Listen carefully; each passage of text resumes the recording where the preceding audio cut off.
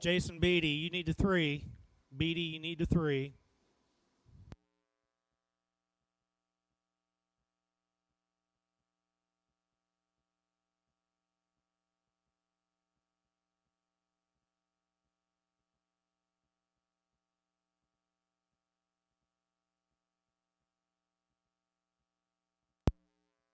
So we're going to excuse you from the post parade. We're going to post parade. There we go. Welcome back. Here we are for the late card at the Clinton County Fair here in Wilmington, Ohio. Ashley Daly and Jasmine Arnold bringing you another set of 16 races. We will go over a few things in just a moment, but we are already to post parade the first. So here is Jeremy Moore.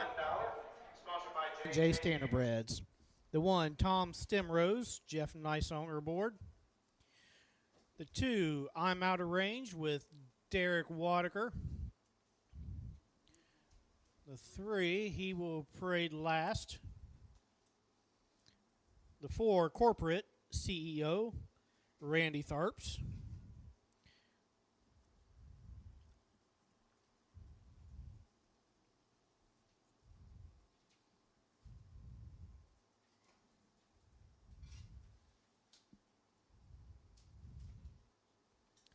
The 5 will be French Mocha, Michael Richardson Jr. And rounding out the field, the 6, starting from the second tier, All About Hope and Tyler Tinch. So as we get the 3 back out, we're going to go straight to the starting gate.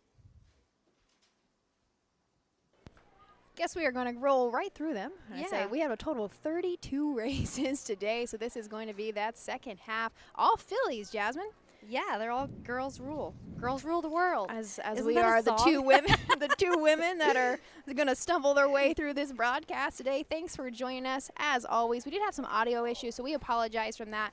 But if you do go back to the previous video that has now ended, you can see Colton Burgess. Yep, Colton Burgess, which is Heather Woolham's son. He did a 4-H project today.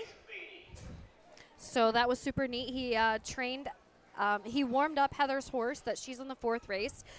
He warmed up that horse a mile in 2:40, and that was his 4-H project. And Colton told me a lot about that yesterday, but we can go with the rundown, then we can talk more about Colton when his mom comes to drive. All right, good enough. This should be pretty quick. This is 2-year-old filly Trotters, the first division, going for a purse of $5,001.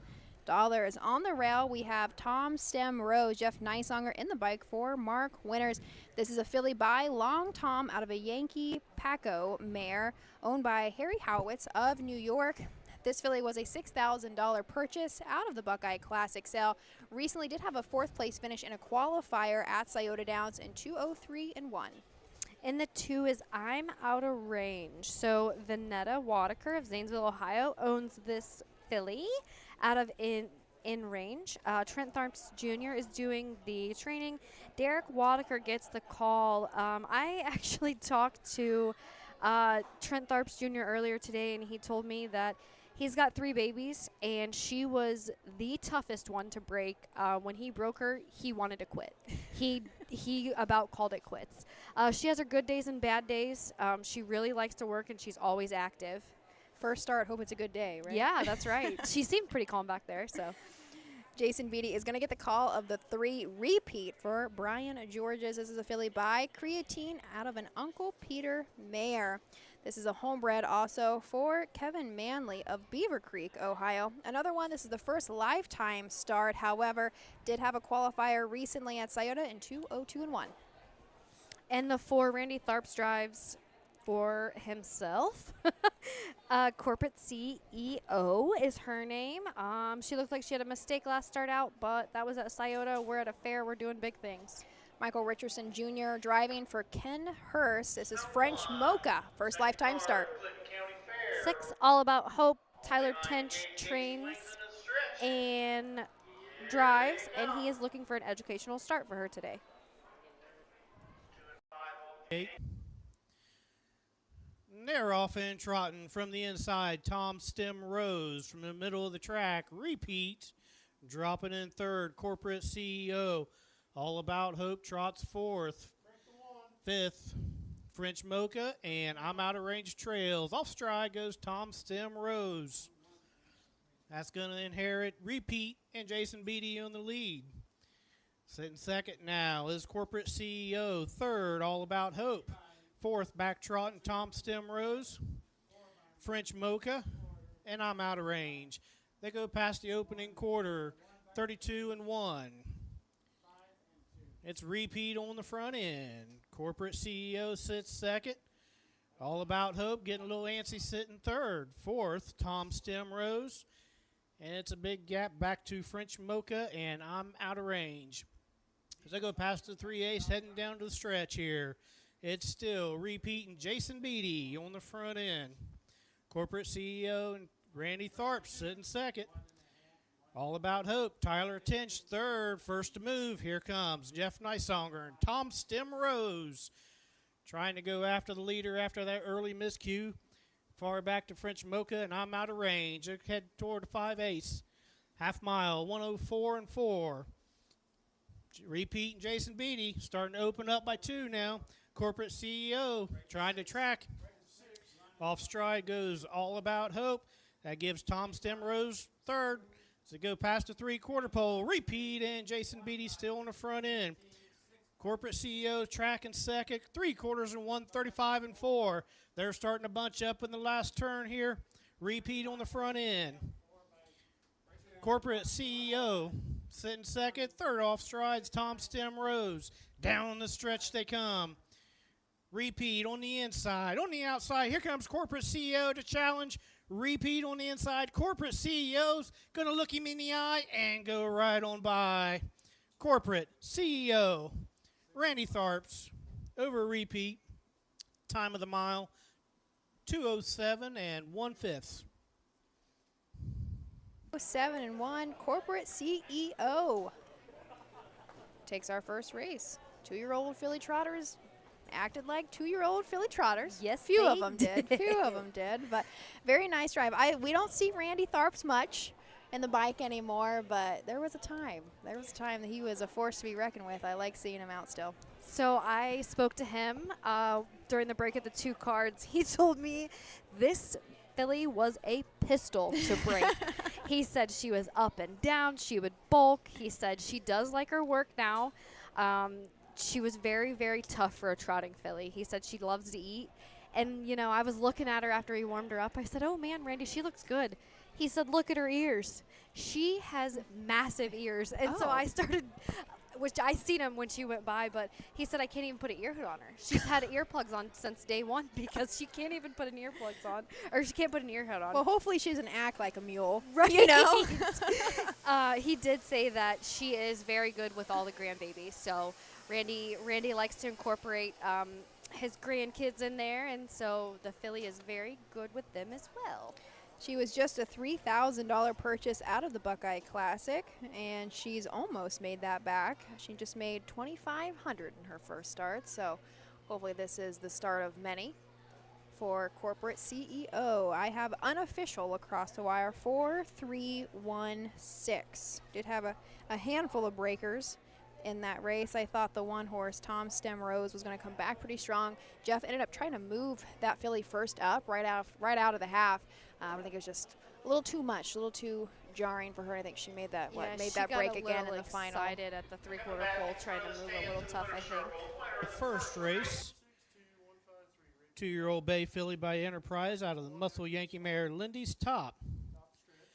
Owned, trained, and driven by the Lebanon legend, Randy Tharps. First lifetime win for number 4, Corporate CEO. Blanket sponsored by J&J Standardbreds. Once again, blankets will go to the fastest division of each race. Results are official for the first. Number 1, Tom Stem Rose, 4. Number 2, I'm Out of Range, 6. The 3, Repeat, 2. The 4, Corporate CEO, your winner. The 5, French Mocha, 5. And the 6, All About Hope, finished third. 32-1 to the quarter, 1:04.4 to the half, 1:35.4 3/4. 2:07:1, time of the mile. Second race coming up to your. We spoke about the grandkids, and they were there. Randy, she's down there with the kids, so that's nice to see them. Somebody got in the bike. That was always one of my most favorite memories. Same. As a kid, is being placed up in that bike for the win pictures. I'm sure we have many. We have albums and albums full at home. My mom, I don't think we've ever won a race and not bought a picture. I'm So, the same way. yeah. Since I've been with Adam, he's like, do you know how much money? I'm like, yeah, but like, But think come about on. all these things that we Okay. get to see. But on the same point, my dad hated pictures. He did? Hated pictures, and he almost never walked to the winner's circle unless he was driving. And later in his life, he really didn't. Right. I don't even know how old I was. Maybe 2010s-ish is when he kind of stepped back and was like, I'm just going to let the young guys do it.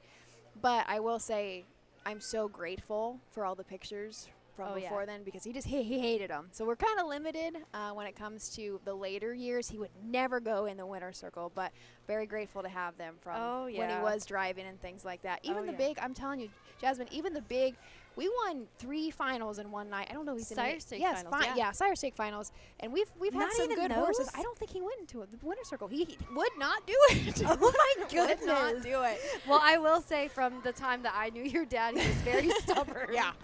Which, hopefully, I don't know if Frank's listening, but that's probably, I get a double dose actually from Did my you? mom and my dad. I'm sure Frank can attest for that. But there we go, wrapping up race 1.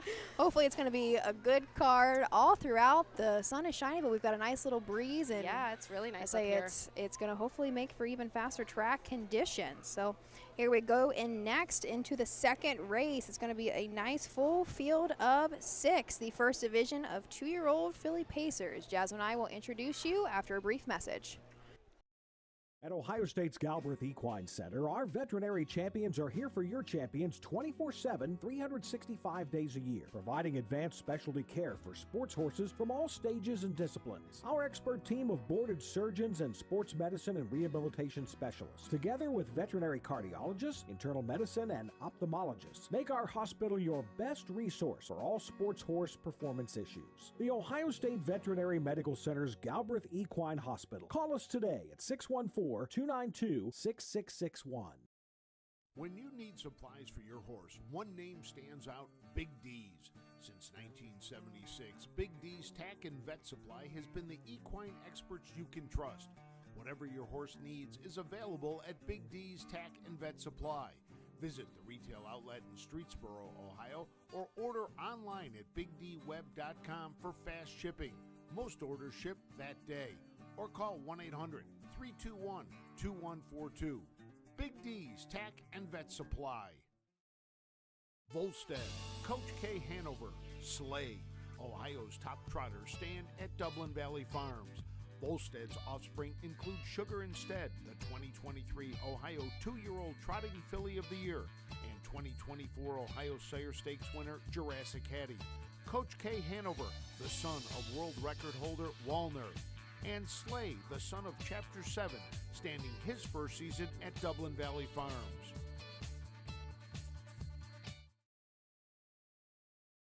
Welcome back. Here we are in the second race, the Clinton County Fair. Second race is brought to you by Woodland Run Equine. This is 2-year-old fillies, first division on the pace. Woodland Run is in Grove City, isn't it? Yep. That's what I thought. It's a very nice facility. Very nice facility. There's, I believe, 9 doctors at this point. Are there really? There's a ton, and great facility, Yeah. great employees, great people to work for, and they do work everywhere. Like they're not only are they equine hospital, but they also do like mobilatory stuff, if you will. Well, trying to see how many horses we have out. 2 need 4. Oh, well, I'm glad you're listening. Jasmine, what is today? Tuesday? Today's Tuesday. Tuesday all day. So what days do you ride at outride? So I outride Scioto in Miami Valley.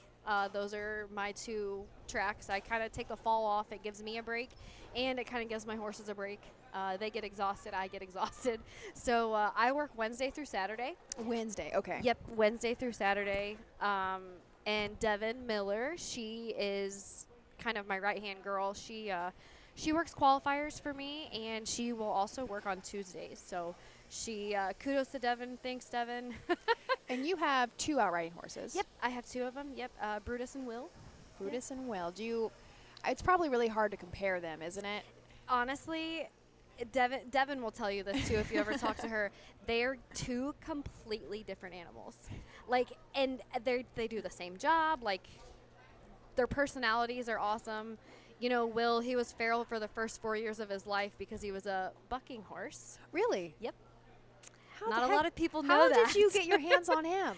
Well, I had met a guy from Indiana that rodeoed and did all the things, and he needed some money, and I needed a horse. Hey, that's the tale of a yeah. of a lot of us around here, isn't it? We went and looked at him, and Adam said, "I don't think so." I said, "Oh, I think so." Really? Yeah. Oh my goodness. Well, he has 2 blue eyes, so when you look at him, you're like, "Oh, you're different." So he's pretty cool. He's came a long way. He's done everything I've asked him, and he's done great that way. And we do have an outrider here today. Yep, Katie Hartman. This is a different horse. I've never seen this horse before. Yep, so this is a red horse. So our outrider at Northfield Park, Nadine Hartke, I absolutely love her. She's great. If I have any questions, I definitely go to Nadine or Missy or Sis or anyone else. But this used to be Nadine's horse, I believe. Oh, so I think okay. she kind of now I don't know the whole story, but I'm almost positive that this used to be Nadine's, and Nadine is helping her. So that's what Katie's doing now. I've seen Katie definitely expand in the last Yes. couple of years of the amount of fairs that she's helping out. She helps out Urbana, and that's how I know her paint horse, Gus. Oh, okay. That's how, because he was stabled in our barn for a little bit. She outrides for the BSS and things for us. So here you go. Awesome.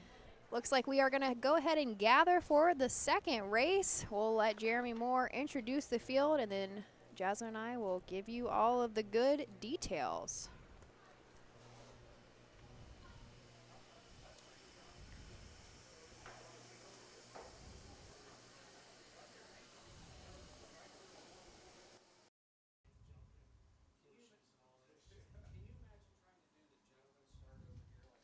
Horses are on the track parading the post for the second race.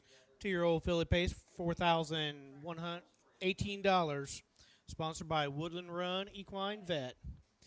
Number 1, Crosswind Susie Q with Jason Beatty. The 2, AVF Felicity, trainer Tyler Cook. The 3, Latherby Blue with Randy Tharps. The 4, Late Night Moon Dance with Dylan Fagan.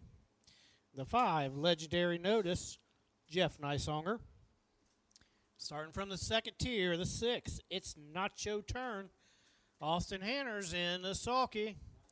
Or stake 1 score, go directly to the gate.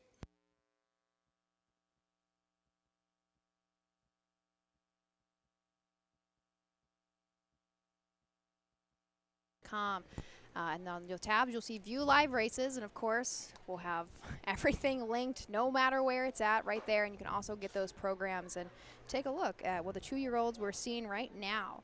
So this is going to be 2-year-old Philly Pacers. On the rail, we have Crosswinds, Susie Q. This is trained by David Elliott, Jason Beatty in the bike. This is a filly by Western Fame out of a Jenna's Beach Boy mare, owned by Crosswinds Standardbred Farm of Waynesville, Ohio. She does have 1 single start currently under her belt, had a 5th place finish at Ottawa in 2:07 and 2. The 2, AVF Velocity, Tyler Cook is going to train and drive. I had spoke to Tyler earlier, and he began to tell me that this is only his 3rd drive, and she needs experience, and so does he. Well, hopefully the 2-year-old will give him that today. That's right. And our 3-hole, Randy Tharps is now going to be in the bike for Jason Moore. Lather Be Blue. This is a filly by Lather Up out of an American Ideal mare, Nicola Blue Chip. Another one with one single purse start. Did have a 3rd place finish at Ottawa in 2:04 and 3. However, do want to mention before that first start did a qualifier at Scioto Downs and timed the mile in 1:59 and 2. The 4, Late Night Moon Dance. Brett Schwartz sends this one out for Hired Gun Racing. Miss Bean Standardbreds and Racehorse Express out of Washington Courthouse, Ohio. A $7,000 Buckeye Select Sale purchase that Dylan Fagan is going to drive. I think that's Sabina. Is that supposed to be Sabina? Ooh. I Yep, don't know. you're It would right. be in the area at least. Yeah. I thought it was Standardbreds. I guess you needed a T in there. Listen, we need glasses. We're getting old, Jasmine. I know we are. Our 5-horse, and again, we do score 5 wide here. So on the far outside, we have a legendary Notice. Jeff Neisonger in the bike for Mark Winters. This is a team we will see often at the fairs. This is a filly by Bit of a Legend out of an, I don't even know how to pronounce that. I'm not even going to butcher it. I'm going to butcher it. So, Have an up. Ooh. and- Oh, yeah. yeah. Say. Anyway, a Bit of a Legend filly. Still looking for the first lifetime win. Recently had a 4th place finish in a qualifier at Scioto in 1:57 and 4. All right, the 6, it's Nacho turn. So we do have the one going back to the barn for an overcheck. It did have broken equipment before they went to the gate. So that'll give us time to talk about this one. So the 6, it's Nacho turn. Todd Luther sends this 2-year-old bay filly out of by Summa Cum Laude. I actually spoke to Austin and Todd about this filly here. So Austin had told me that he likes her. He only drove her 1 start back at Scioto the 1st of June. He likes her, and that's kind of all he kind of said to me. So he didn't say much. But Todd was a little bit more willing to talk, I should say. Todd said that she is a nice filly. She was not likable at first. She definitely was not likable. He thinks when everything comes together, like when she was training and stuff like that, everything came together, she's a lot better. He suspects her to be a Buckeye to a fair horse. She's a little funny gaited, but he said that it doesn't bother him and that she likes to go forward. She had a pretty nice qualifier over at the Meadows. Yes. Went in 156 and 2, final quarter in 27 and 3, and that was almost a month ago. That was on June 19th. I'm going to be honest, I do not follow the Meadows very closely, and so I'm not sure how that translates over to our, for example, Scioto Downs and how fast those miles. I don't think anything can translate to Scioto. Right, not right now. That's a good point. I That don't is a think very good anything. point. But the Meadows is, I mean, they do. Their animals, not machines. So it does, they do go fast. So they kind of go fast anywhere nowadays. But this horse here does start from the 2nd tier. And I did ask Todd, I said, are you worried? Both of his fillies today, he's in the 2nd and the 7th. I said, both of your fillies have the 2nd tier. Are you worried about that? Him being 2-year-olds. And he confidently said no. So that's awesome that, his training program and, they have a very big stable. They have a very big establishment. So I feel that him not being worried as a trainer makes me feel better as a spectator. As the betting public, right? Yeah. Well, I mean, I don't really bet, but you know what I mean. And that's what I guess you'd rather them get the experience now from that 2nd tier than later on the year in a BSS or whatever You're it may in a sire be. stake right. and you have the 10 hole, it's a big difference. Even I'm not sure if you've trained very much or whatever the case may be, but even when you're driving or training, starting from the 2nd tier, it's a whole different ball game. Babies are a little bit different because they don't know what the gate is just yet. If you have an older horse and you have the 2nd tier, Heather has the 2nd tier today in the ladies' pace, and that's so hard. Her horse is 9 years old. He's Especially used in to the have ladies' his pace. nose on the gate all the time. Girl, you better hold on.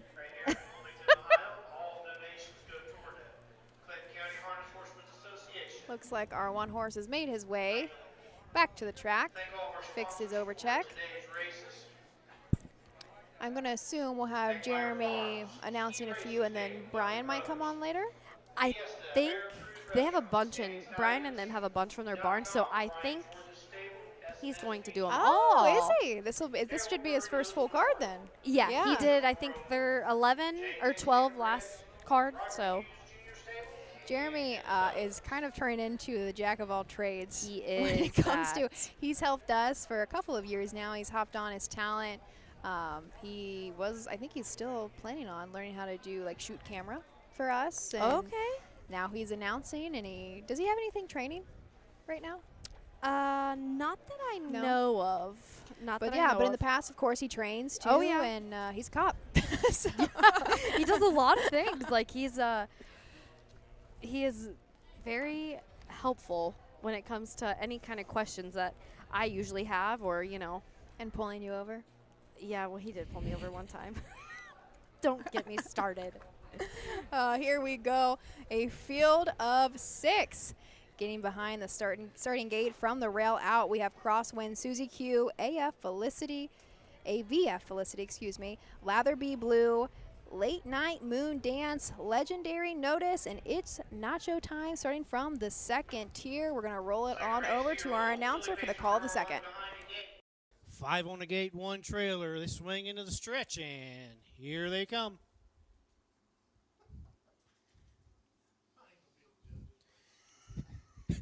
And they're off and pacing from the far outside. Legendary Notice grabs the track. Inside second, AVF Felicity. Third on the outside is Latherby Blue. Fourth on the outside, Nacho Turn. Fifth is Crosswind, Susie Q. And trailing the field, Late 9 Boon Dance. As they flip down to the backside, it's still Legendary Notice on the lead. Pocketed up, AVF Felicity. Third, Latherby Blue finds a spot. It's Nacho Turn finds a spot sitting fourth. Fifth, Crosswinds, Susie Q. And trailing the field, Late Night Moon Dance. They go past the quarter and 30 in 3/5 second. Nice Hongers calling the shots with Legendary Notice. Second is AVF Felicity. Third, Latherby Blue. First to move, here comes Randy Tharpson, Latherby Blue. Trying to follow that cover, it's Nacho Turn and Austin Hanners. Then it's Crosswind, Susie Q, and Late Night Moon Dance. They come to the half. It's Legendary Notice. Up on the outside, here comes Latherby Blue. Third on the inside, AVF Felicity. They go to the half in 102, 4/5. Big breather for Nice Songer and Legendary Notice. 3 wide up on the outside. Here comes Nacho Turn. He's coming at her hard. In between horses, Latherby Blue. Fourth on the inside is AVF Felicity. Fifth on the outside, Crosswind Susie Q. They go to the 3/4 pole. Up on the outside, Nacho Turn takes the lead over Legendary Notice. Third is Latherby Blue. 3/4 and 1:32 and 4. 30 seconds, third panel. As they go on the final turn. It's Nacho Turn. Austin Hanners, he's up by 2, trying to rally back. Legendary Notice. Third is Crosswind Susie Q. Fourth, Latherby Blue. Down the stretch they come. Austin Hanners. It's Nacho Turn to go to the winner's circle. It's Nacho Turn. Followed by Legendary Notice. Keeping up for third, Crosswind Susie Q. Time of the mile, 2:01 flat. 2:01 flat. It's Nacho Turn. A $30,000 purchase out of the Ohio Select sale gets her third lifetime win in her third start. Yeah, that's awesome. She came out of that turn right here at the half, and she looked pretty comfortable. And Todd said she was funny gated, but I don't know if he was thinking about the same horse, because she didn't look funny gated to me. But I thought they were going to kind of get jammed up. That's here in the first turn. Austin found a spot. He Yeah. got her in there, but there for a minute I was like, they were leaving. There were a few of them left. A ton of gate speed out of our 5 horse too. Jeff Neisonger got Legendary Notice to the front. Very quickly. She did have a ton of gate speed. But when Austin asked her, she she responded. Yeah, she flipped on the backside 3 wide like an old horse. Like, and she knew what she was doing. And that's what we said in the earlier broadcast is fairs will be a little bit different, but I'm going to assume this filly might take a step or two up. Yep. They're expected. These 2-year-olds, I shouldn't maybe just say always expected, but they can. They genetically, whatever it is, they can just be race horses from very early on now. And I think that she kind of, with that move specifically, kind of showed us that. Yeah, I also agree with that. You know, and I wasn't supposed to work this card today, so I didn't do my homework. I think I was supposed to be alone. I think and you I was were. so grateful. And they're like, yeah, Judge doesn't be there. I was like, great, because I was supposed to be alone. So I didn't do my homework like I did for the first card, but so I don't really know much about this mare. I guess I should have done a little bit more digging instead of sleeping last night, but you know.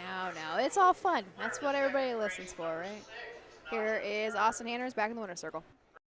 By Summa Cum Laude out of the Rock and Roll Heaven mare, Not Your Mama Blue Chip. Greg Luther Racing owns. Todd Luther trains. Austin Hanners in the bike. That puts her 3 for 3 on the year. Blanket sponsored by Woodland Run Equine.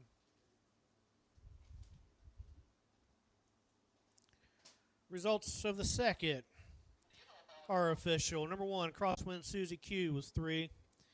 2, AVF Felicity 6. 3, Latherby Blue 4. 4, Late Night Moon Dance 5. 5, Legendary Notice 2. It's Nacho Turn, your winner. 3-6-4, 5-2-1 on the bottom. Quarter was in 30 and 3. Half in 102 and 4. 3/4 in 132 and 4. Time of the mile 2:01 flat. Third race coming up. 3-year-old trotting filly. Need 5 of you. Head on out. I think we have a couple of changes coming up in the third race. Our 4-horse will now be driven by Austin Hanners.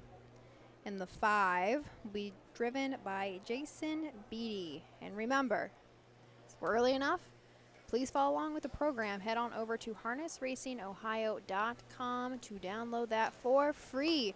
For every race card, that program goes live about an hour before scheduled post. Always nice to see the girls in the winner's circle. What is the youngest one's name? It's Lainey and I'm blanking. Lainey. Oh, okay, you said blanking. No, my brain is blanking. Good question. I don't know. I can ask him. Oh, goodness. What's the girl's name? Ellie. Lainey and Ellie. Oh, my goodness. She's so cute. She's like, I'm going to get me some fair food. I'm out of here. Next, we're going to head into our 3-year-old fillies. Step it up to our sophomore. It's going to be the first division of Trotters, going for a purse of $4,503. A full field of 5. Meet you back here in just a few moments. Hi, I'm Dean Gillespie, and I want to tell you about the Ohio Colt Racing Association. There's 19 member fairs, and they sponsor the Partial Futurity in Greenville, Ohio. You need to race in the OCRA. Great racetracks, great people. Bring the kids and come out to the fair, and remember, fair time is fun time.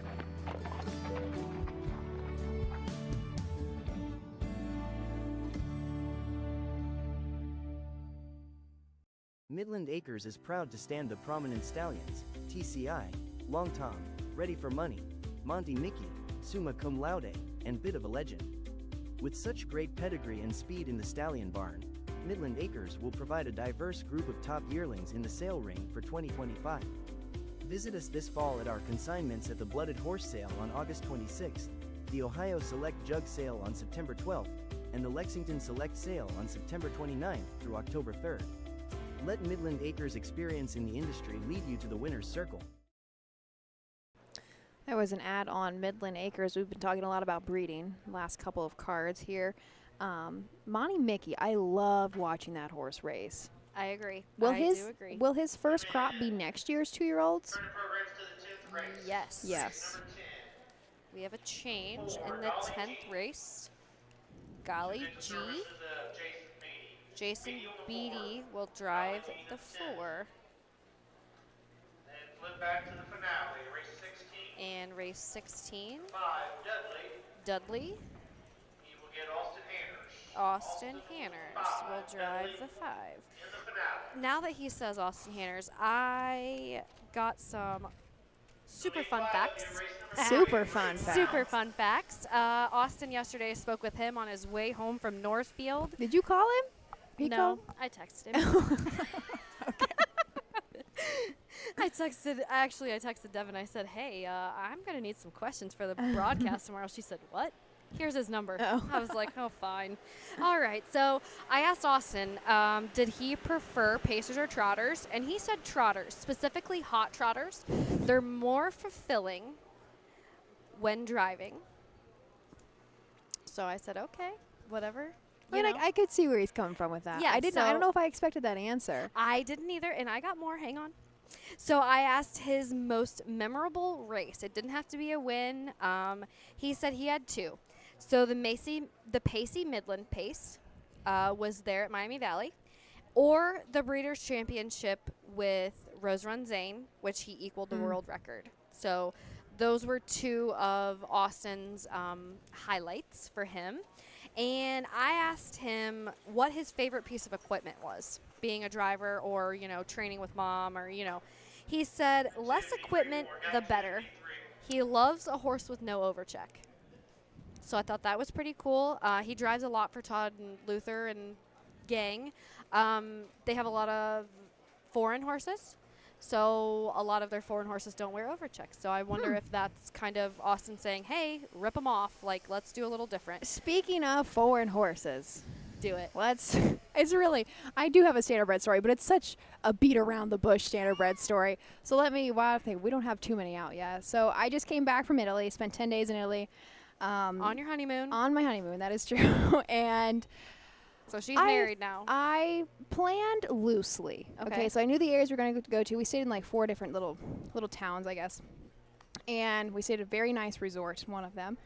Right beside this resort was a riding school. And I didn't know about it till I was pulling up to it. And I was like, oh, man, let me take a look at this. What? I got nothing going on. Like, I'm just going to pop over and end up getting on their website. They offered excursions on halflingers. Hopefully does that breed ring a bell? So Yes. just like stocky ponies, Yep. work ponies. Thick.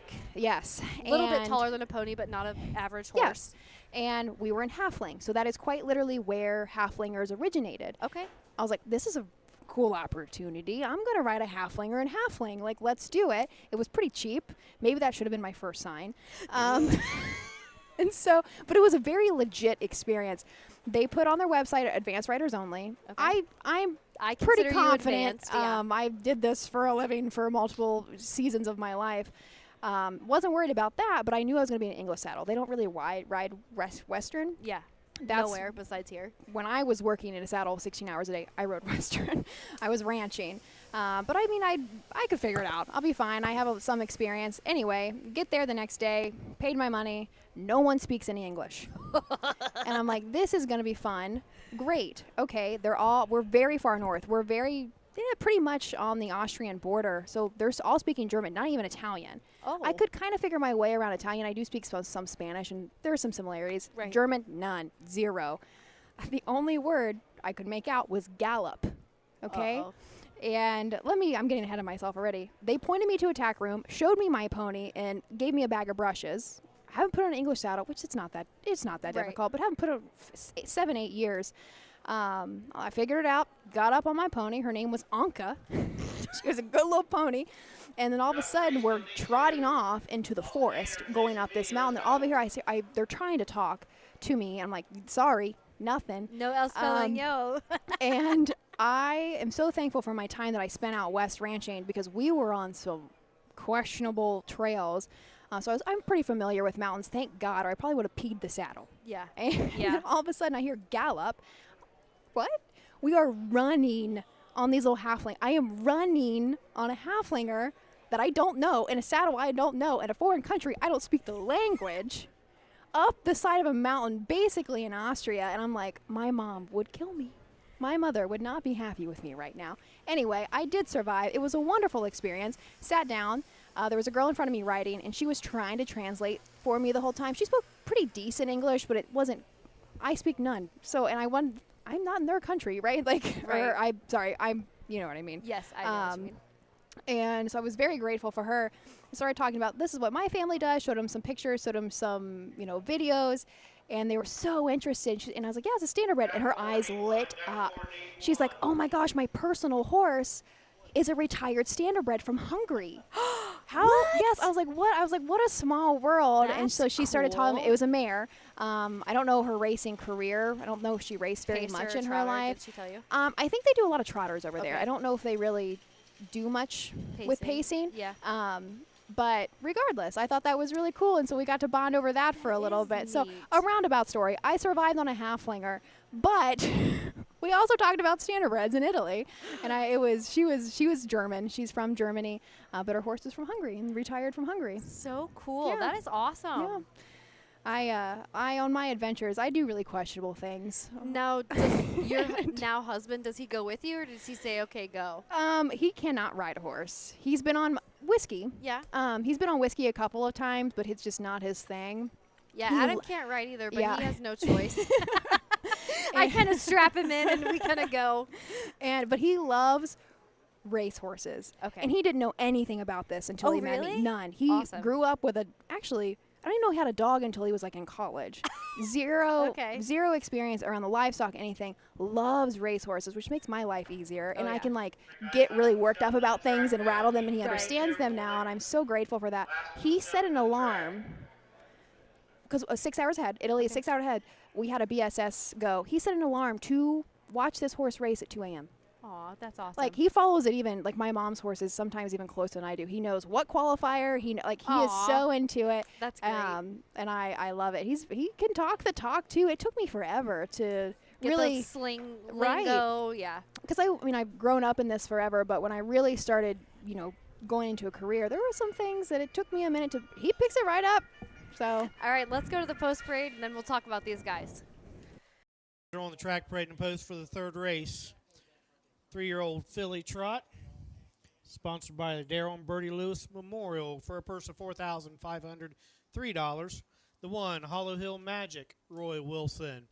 The 2, Just a Classic, Ed Greeno Jr. The 3, JB Flex with Roy Burns. The 4, Bank It with Austin Hanners. And the 5, SLF Timel Price, and Jason Beatty and the Sulky. Horse is going to take one score and go directly to the gate. all right, so let's go ahead and take a look at our field of 5, the first division of 3-year-old filly trotters. Purse of $4,503 on the rail. Roy Wilson will drive Hollow Hill Magic for Tammy Hartman. This is a filly by Muscle Up, the goal out of a Broadway Hall mare, Getaway All Hanover. She did not start at all at 2 years old. However, it has had 6 starts now as a sophomore. Recently hit the board for the first time with a 3rd place finish at Circleville.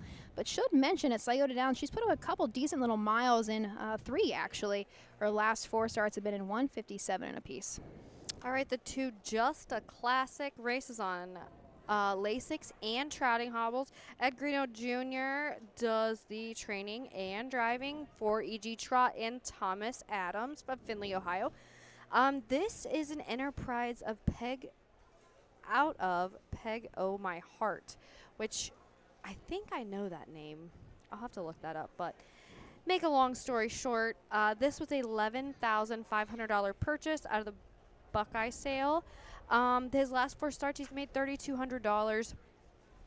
She's pretty consistent as of late. I'm not sure what's going on early, but they'll figure her out. Our 3 horse is JB Flex. Roy Burns trains, drives, and owns along with his wife. This is a filly by Flex the Muscle. No starts on the year. This is her very first one. And actually, just 9 starts last year as a 2-year-old, still looking for the first lifetime win.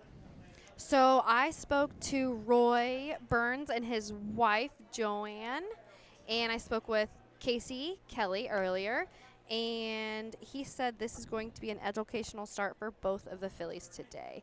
Number 4 is Bank It. Austin Hanners gets the drive for Rory Moore. Brank the Bank K. Let's watch them go to the gate, and then we'll talk about the last one. The gate swings into the stretch, and here they go.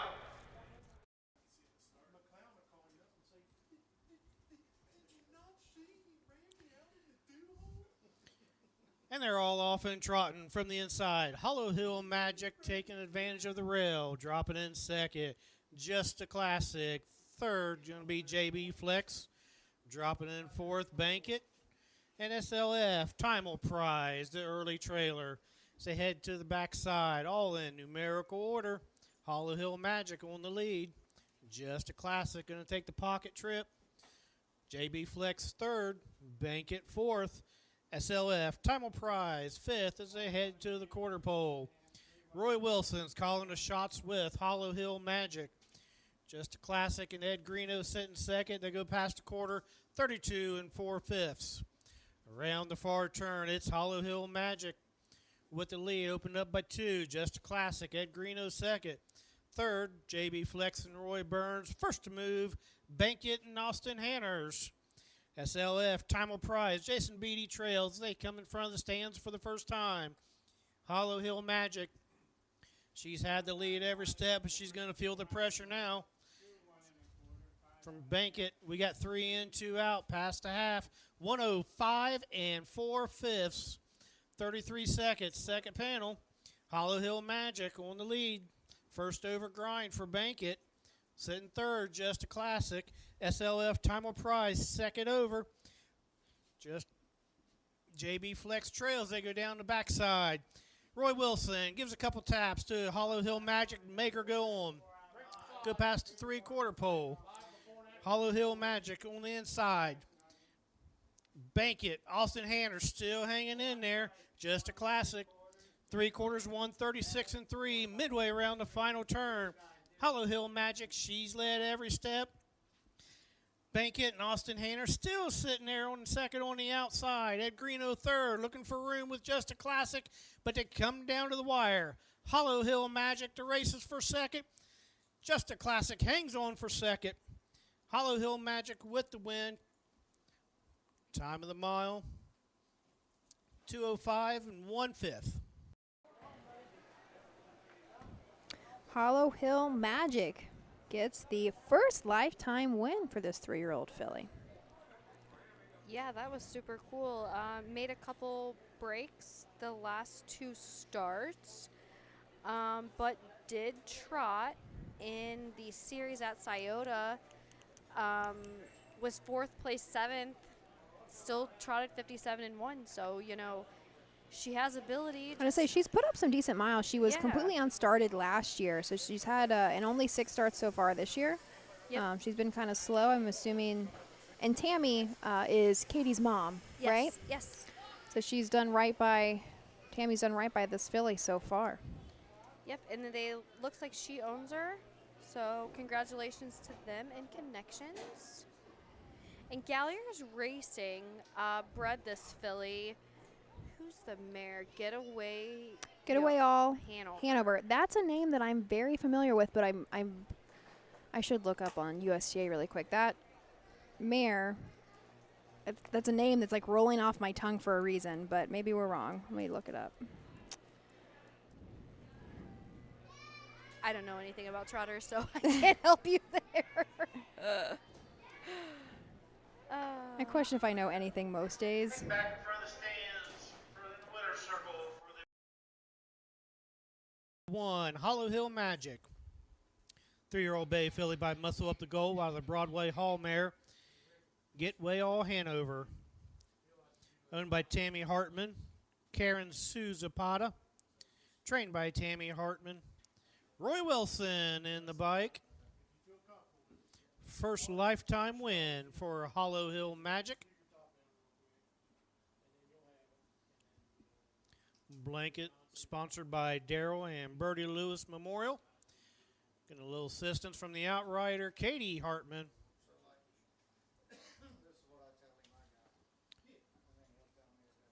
Results are official for the third race. Number 1, Hollow Hill Magic, your winner. Number 2, Just a Classic, 3. Number 3, JB Flex, 4. Number 4, Bank It, 2. And 5, SLF Timal Prize, finished 5th. 32 and 4 to the quarter. 105 and 4 to the half. 136 and 3/4. Time of the mile, 2:05 1/5. Fourth race. Awesome. So that moves us on to the next race, which is the Mabel Fisher Memorial.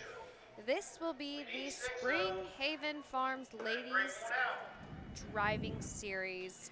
We can almost promise you this will be the most interesting race Always of is. the day. Always is. Usually of every fair.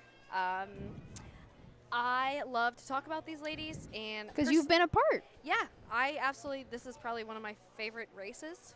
I'm friends with each and every one of these girls and the trainers, so I got some good information on all of them. So I was actually texting them last night, and Bobby Joe's like, she's like, "What do you want?" It's 10:30 at night. I was like, "I need some information from you." So if we want to do a quick Let's from our do, yeah, sponsors. so we'll do a quick commercial break and then join us back here, and Jasmine will give us the lowdown.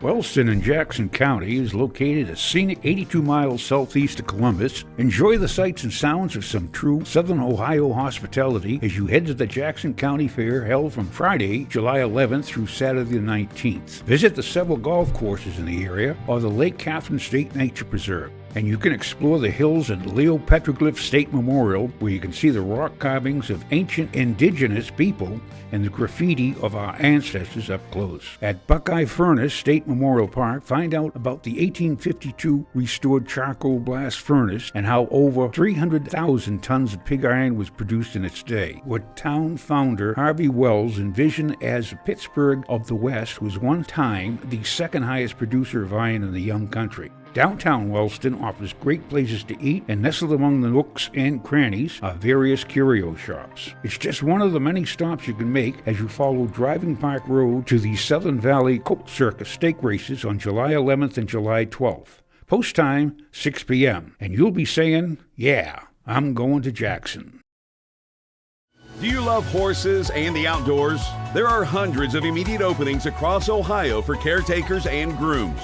Work with these beautiful animals every day. Health insurance, vision care, prescription benefits, and a retirement plan are available to those that qualify. Help care for these beautiful animals. Immediate openings across Ohio. For more information, visit ohiohorsejobs.com. That's ohiohorsejobs.com.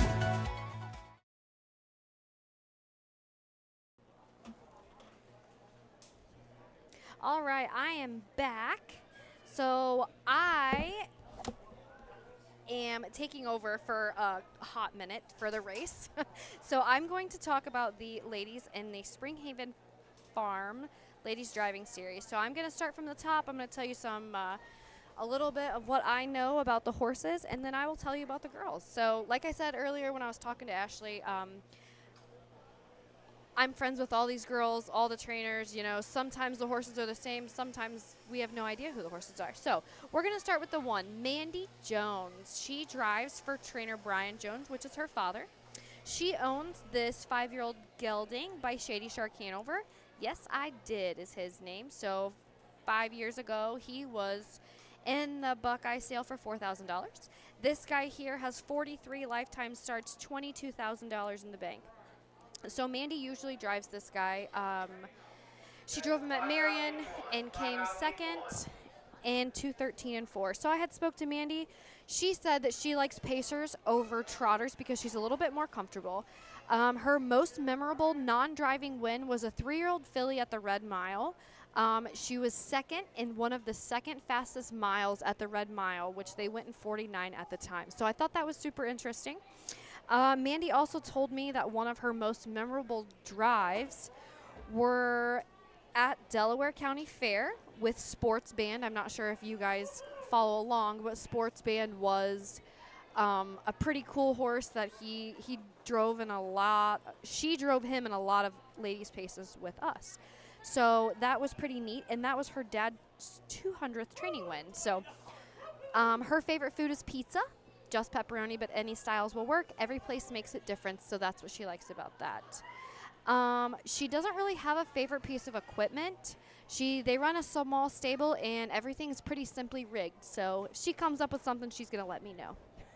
All right, so the 2, Kiara Morgan is going to drive for Stacy Van Heusen. Winston, this 10-year-old Western Ideal gelding. He's got $192,000 in the bank. This guy has had 3 years of mandatory retirement, I should say. Stacy had told me that he retired because the classes were getting a little tough for him up at Scioto and the big parimutuel tracks. So she went ahead and said, you know, you can go out in the field. Well, retirement wasn't in Winston's plans, so he came back, and he's really bored in the field. She said he doesn't like the field. So he loves to work, and he came back for Charlie to jog and train and for the girls to learn on. So that's why Winston is here with us. So he's going to hang out and be in the ladies series for hopefully till the final at Delaware. All right, the 3, Big Beretta. Daniel Brewer sends out for Bobby Joe Brewer. This is an 8-year-old gelding by Big Bad John. I had spoke to Bobby Joe yesterday as well, and she said that she likes to drive both pacers and trotters, but pacers more than trotters. Her favorite piece of equipment is a tail tie, and that's because all horses need it. All right, let's go up to Jeremy for the post parade, and I will go on from there. Horses on the track parading the post for the 4th race. The Spring Havens Farm Lady Pace. Number 1, Yes I Did, with Mandy Jones. Number 2, Winston, Kiara Morgan. Number 3, Big Beretta, Bobby Joe Brewer. The 4, Faulkner Hanover, with Leslie Joyce. The 5, Shady Starlight, with Casey Kelly. Rounding out the field, starting from the 2nd tier, Dragon Grad, Heather Woolhams in the sulky. Horses take 1 score and go directly to the starting gate. All right, I am back, and we are going to talk about the 4, Faulkner Hanover. Bruce Sturgeon sends out the 6-year-old gelding by Always Be Mickey for Leslie Joyce to drive. Leslie enjoys trotters over pacers because she enjoys the challenges with the bad trotters. Her favorite piece of equipment, she says that she doesn't like equipment, less is best. Her favorite food is ice cream. So we'll move on to the 4th. Casey Kelly, I didn't get actually to see her. I spoke to her a little bit earlier about one of the Trotting fillies that she's driving, but nothing about the pacing gelding that she was going to drive. But Jackie Seacrest goes ahead and gives her horse to Brian Clemens to train, a 9-year-old Shady Shark Hanover. Hasn't raced in a year since June 21st of 24.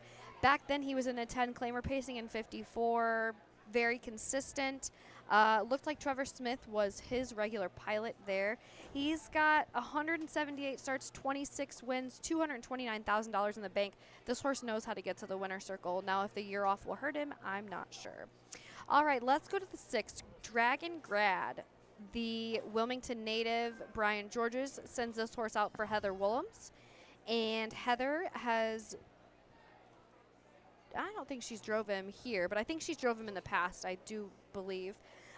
Heather had told me a lot of awesome things about this horse and herself. She enjoys fairs rather than parimutuel tracks because it's less stress for her. I asked her if she had a favorite horse in the barn at this time, and she said, no, Jasmine, you're not supposed to have one. And she appreciates Brian and his help throughout the barn with the kids and the horses. All right, we are going to send it up to Jeremy Moore for the ladies' pace. Good luck, ladies. Bobby Joe Brewer, Leslie Joyce, Casey Kelly, and Heather Woolhams. Here they come. And they're off in pacing. From in between horses, Winston goes for the lead. on the inside. Yes, I did. Hung on the outside. Big Beretta. Fourth on the rail. Dragon Grad. Fifth, Faulkner Hanover. Sixth, Shady Starlight. They flip down the backside. Here comes Big Beretta, Bobby Joe Brewer. Kiera's not going to let her go with Winston.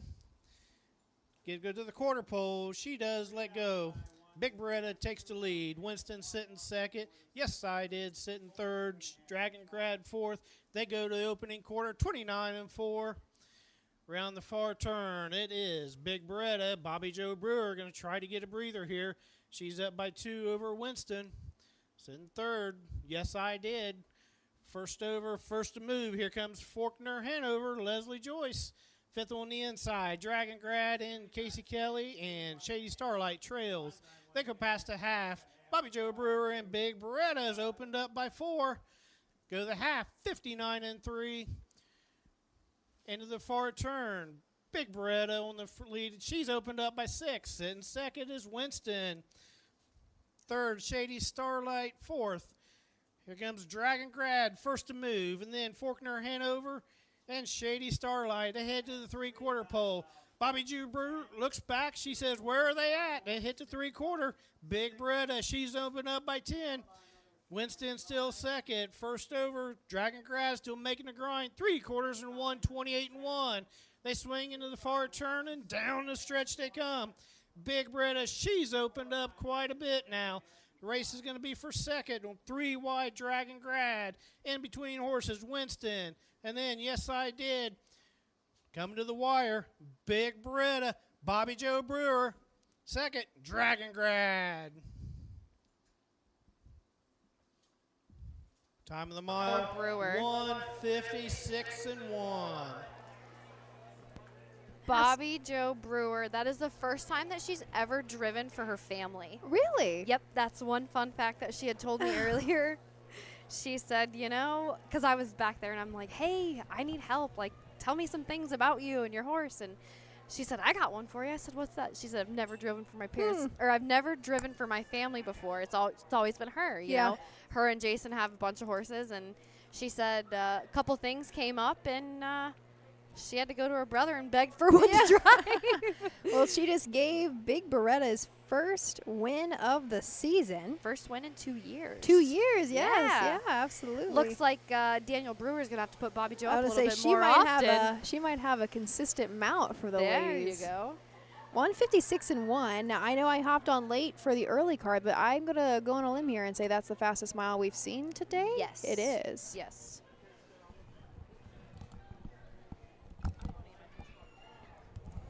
Jazz is going to step away down into the winner's circle. She can't help herself.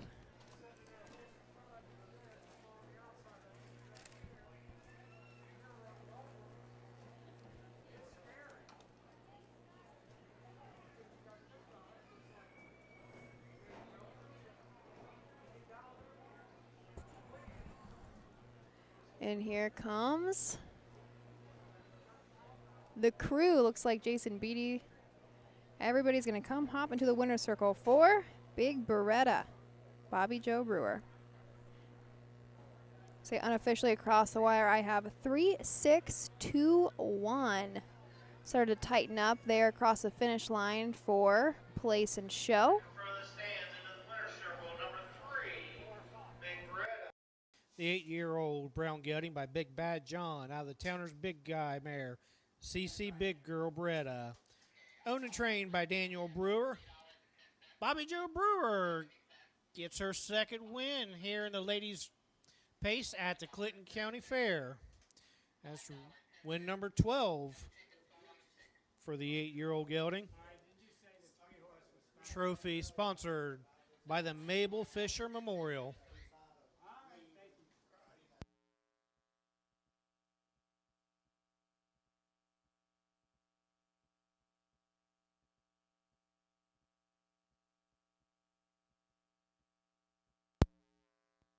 Official for the race 4. The 1, yes I did. 4, 2, Winston. 3, Big Beretta, your winner. 4, Faulkner Hanover. 5, Shady Starlight. 6, and 6, Dragon Grad. 2. Top down, 4-3-1, 5-6-2 on the bottom. Quarter and 29 and 4, half 59 and 3. 3/4, 128 and 1. A mile, 156 and 1. Fifth race.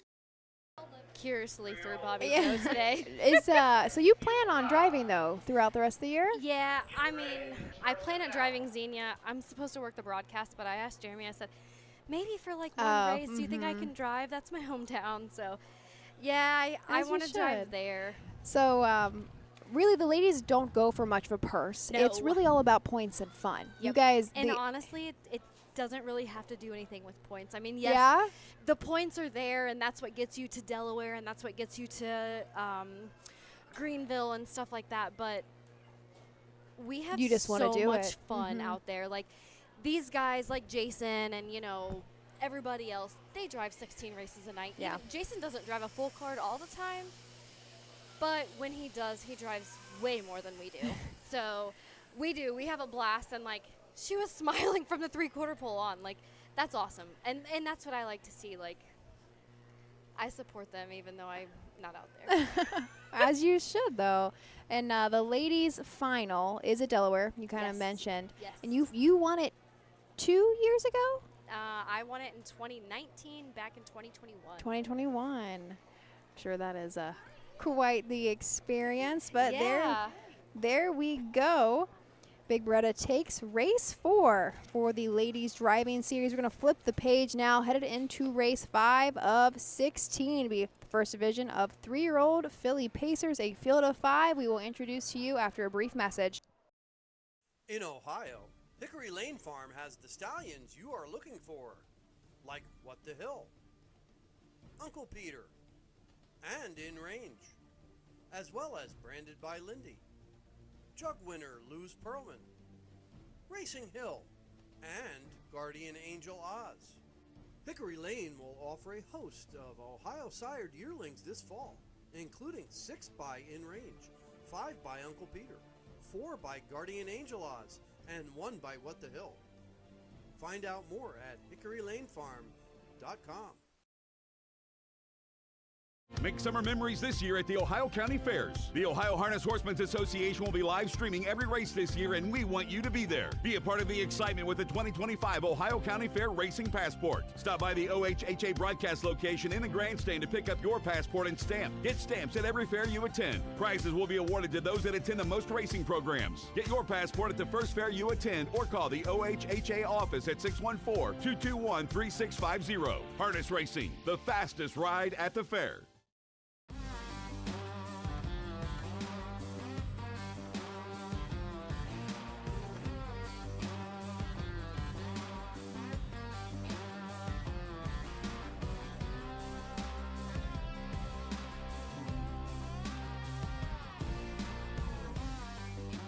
Do you want your horse to shine in the winner's circle? Feed DAC Oil. It makes a world of difference.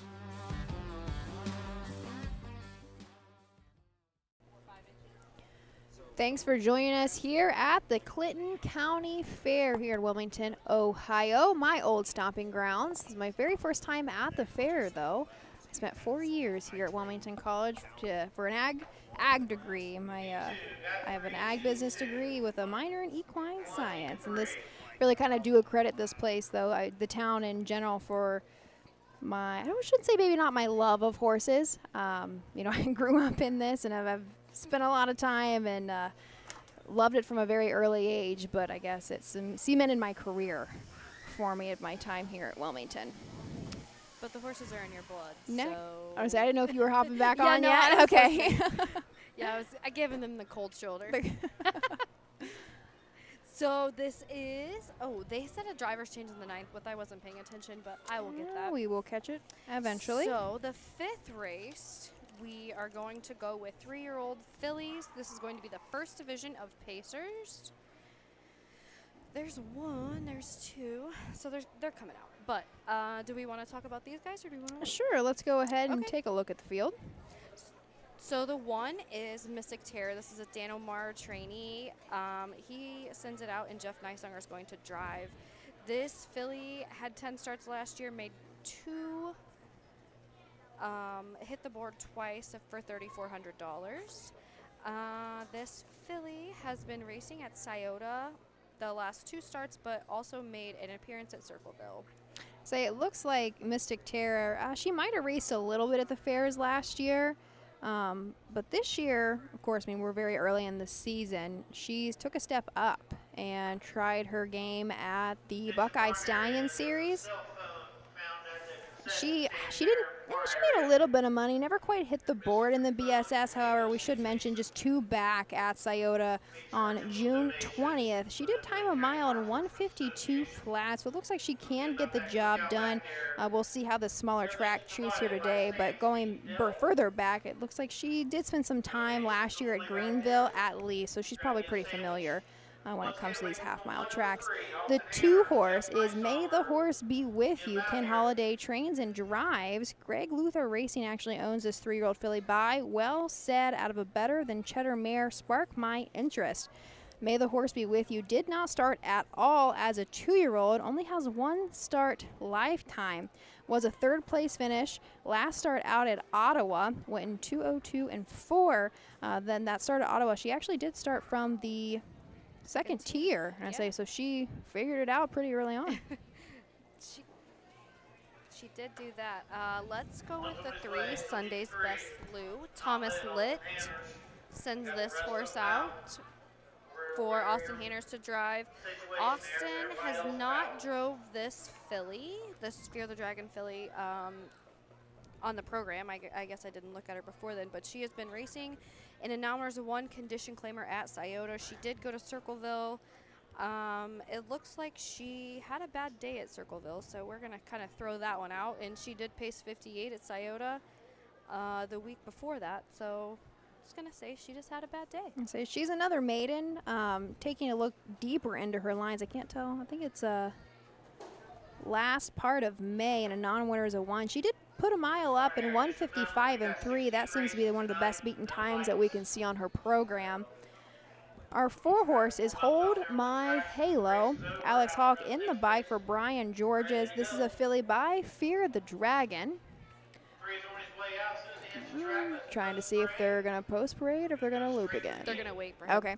So Hold My Halo originally a couple years ago was a $20,000 purchase out of the Ohio Select sale. Has now lifetime made over $41,000. 12 starts on the year with 2 wins, 1 second and 1 third place finish. Has a lifetime mark set this year at Hoosier Park in 1:53 and 3, just a few back at Paulding, very first fair of the year. Did have a 2nd place finish just by a neck in 2:02 and 1.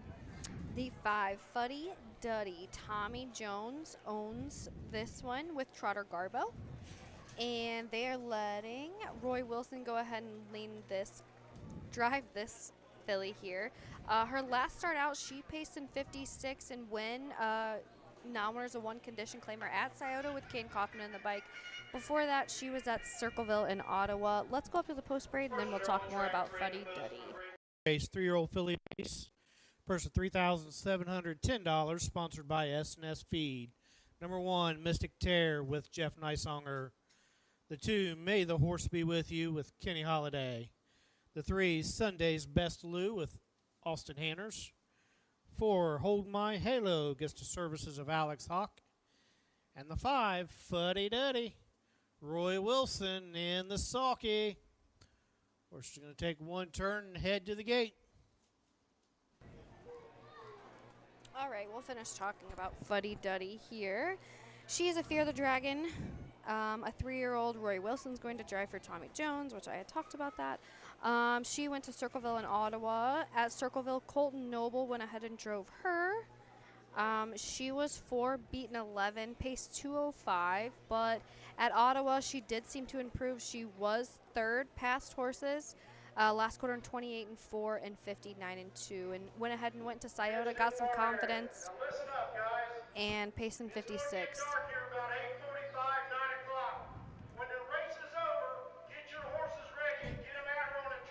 Sounds like we are getting scolded, trying to get horses out of here eventually. We're running a pretty good pace right now, already headed now course, into race 5.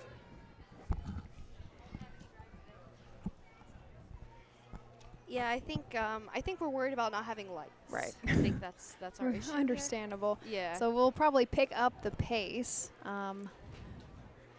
as we continue on. 16 races. Of course, this is all fillies. Thanks for joining us. If you're just hopping on, remember you can follow us along on the program, harnessracingohio.com. That's where you're able to access those for free before every single race card. They go live about an hour before scheduled posts, and I think right now we have 3 different fairs live in different places, of course. We apologize. I know this is a little bit of a different schedule than we had last year. Usually you could find every single race live on Facebook. Unfortunately, not now. Facebook has made some changes on us that's out of our control. You'll always be able to find some on Facebook, but if not, Harness Racing Ohio should be your home base. No matter what, we'll have those linked to our fan website. So right now, I think we have Cortland on a secondary OHHA Facebook. I believe it's called OHHA Broadcasting. They don't think they're running yet. Regardless, that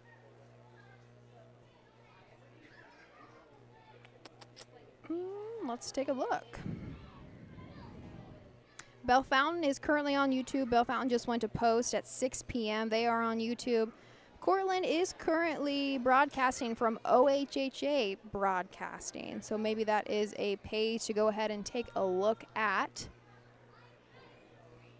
and give it a like. I'm assuming we're kind of some trial and error, so we appreciate the patience. We like to think we are professional production, but we're pretty small beans, really. As Steven gives me a look, we are small beans, and just out here to have fun. So we do our best. We appreciate the patience and the kind words that come with it. I know we have lots of diligent followers, and we always take your kind comments to heart.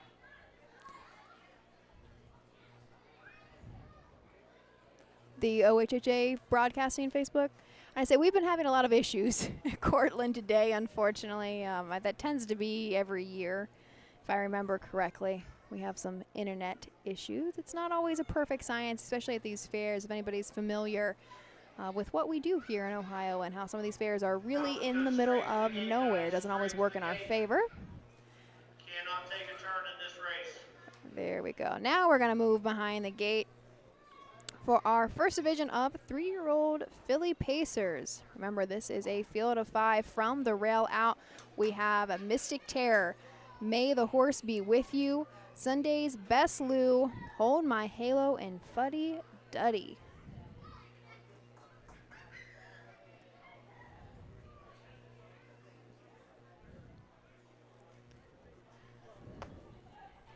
Purse of $3,710.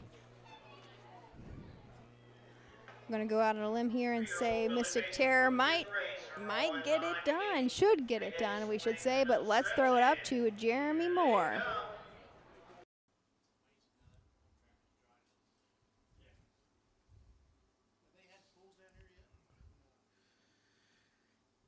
They're off in pacing from the outside. Holding My Halo and Alex Hawk going for the lead in between horses. May the Horse Be With You. Getting away third. Mystic Terror. Sunday's Best Lou drops in fourth. Fuddy Duddy trails the field. They flip down the backside. Hawk's got Hold My Halo revved up. He's on the lead. May the Horse Be With You. Pocket at second. Gap at 3. Back to Mystic Terror. Hold My Halo fourth. Fuddy Duddy trails. They go past the quarter pole. Hawks trying to shut down. Hold My Halo. They get to the quarter. 28 2/5 of a second. They head around the far turn. Hold My Halo on the front end. May the Horse Be With You second. Mystic Terror third. Fourth and first to move. Fuddy Duddy. Roy Wilson. Sunday's Best Lou trails. They come to the half. It's Hold My Halo. Fuddy Duddy was fifth, was fourth, now third, trying to get to the leader. Third on the inside. May the Horse Be With You. Mystic Terror fourth, halftime 58-1. Head to the 5A station. It's still Hold My Halo. Fuddy Duddy with the first over grind. Sitting third, May the Horse Be With You. He's getting the trip. Fourth up the inside, Mystic Terror. Sunday's Best Lou trying to get in at the head of the three-quarter pole. Hawk's asking for more from Hold My Halo. He's opened up by 3. May the Horse Be With You trying to catch him. 3/4 won, 28-2. Midway around the final turn. Hold My Halos, though, still got the 3-length advantage. Coming to the outside, Mystic Terror, Jeff Nicesonger, third on the inside. May the Horse Be With You, Fuddy Duddy, and then Sunday's Best Lou. Down the stretch they come. It's going to be Hold My Halo and Alex Hawk to win it. Second, Mystic Terror. Looks like third, May the Horse Be With You. Time of the mile, 1:57 flat. Not a bad mile put up by our fillies. 1:57 flat unofficially. Hold My Halo. I have 4-1. I think the 2 over the 5. But of course we will wait for that official rundown. Say Alex Hawk does what Alex Hawk does. So puts him right on the front. Opens up a little bit and coast across that finish line. I really thought the Mystic Terror, our one horse, especially with Jeff on her, she got a little trapped on the backside, but had plenty of pace coming home. But Alex was just so far ahead and got it done for Hold My Halo. Brian Georges, it's multiple wins on the day. I haven't been keeping track with the early card, but I think Jasmine has, maybe when she hops back. That is the 3rd seasonal win in 13 starts for Hold My Halo. Let's throw it back over. Here comes Alex Hawk. 3-year-old bay filly by Fear the Dragon out of the Better's Delight mare, Barbara Babe.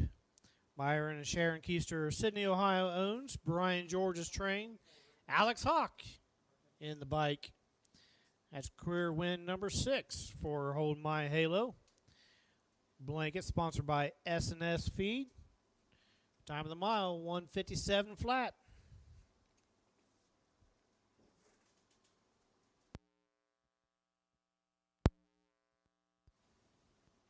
Results of the 5th.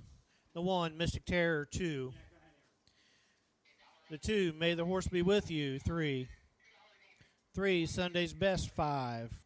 4, Hold My Halo, the winner. And 5, Fuddy Duddy was 4th. 28-2 to the quarter. 59-1 to the half. 128-2 3/4. Time of the mile, 1:57. 6th race, 2-year-old.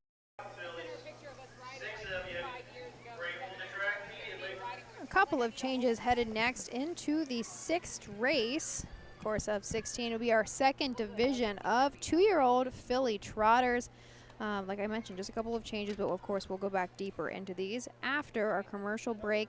On the 1 horse we have Kenny Holiday now, and the 2 will be Austin Hanners. Jasmine and I will introduce you after a brief message.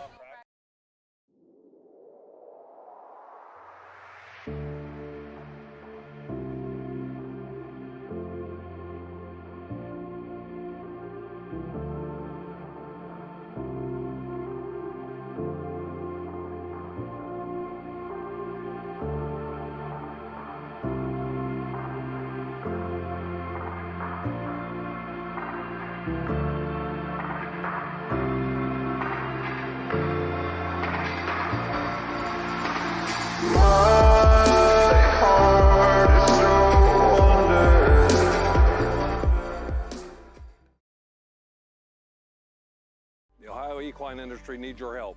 I'm Scott Mogan, president of the Ohio Harness Horsemen's Association. With over 300,000 horses in Ohio, the economic impact of the equine industry in the state is over $2.8 billion. That means jobs that pump millions of dollars into the local economy and support thousands of families. For Ohio's equine industry to remain strong, we need to send a clear message to our legislators about the important role that the agricultural small businesses play in Ohio's economy. To do that, we need your help. PACER, the Political Action Committee for Equine Racing, helps support and inform on issues that could positively affect Ohio harness racing. Please consider a donation to PACER. To donate, visit our website at ohha.com or call 614-221-3650. Your donation will help keep harness racing strong in Ohio. Thank you for your support. Sixth race is coming up next here at the Clinton County Fair. This is the late card. Card 2 of 2. The fillies are taking center stage. Right now, of course, we're here at Wilmington. Bell Fountain is going, and the second card, I believe it should be the second card. I don't even know what time it is, what day it is, of Cortland, should be happening as well.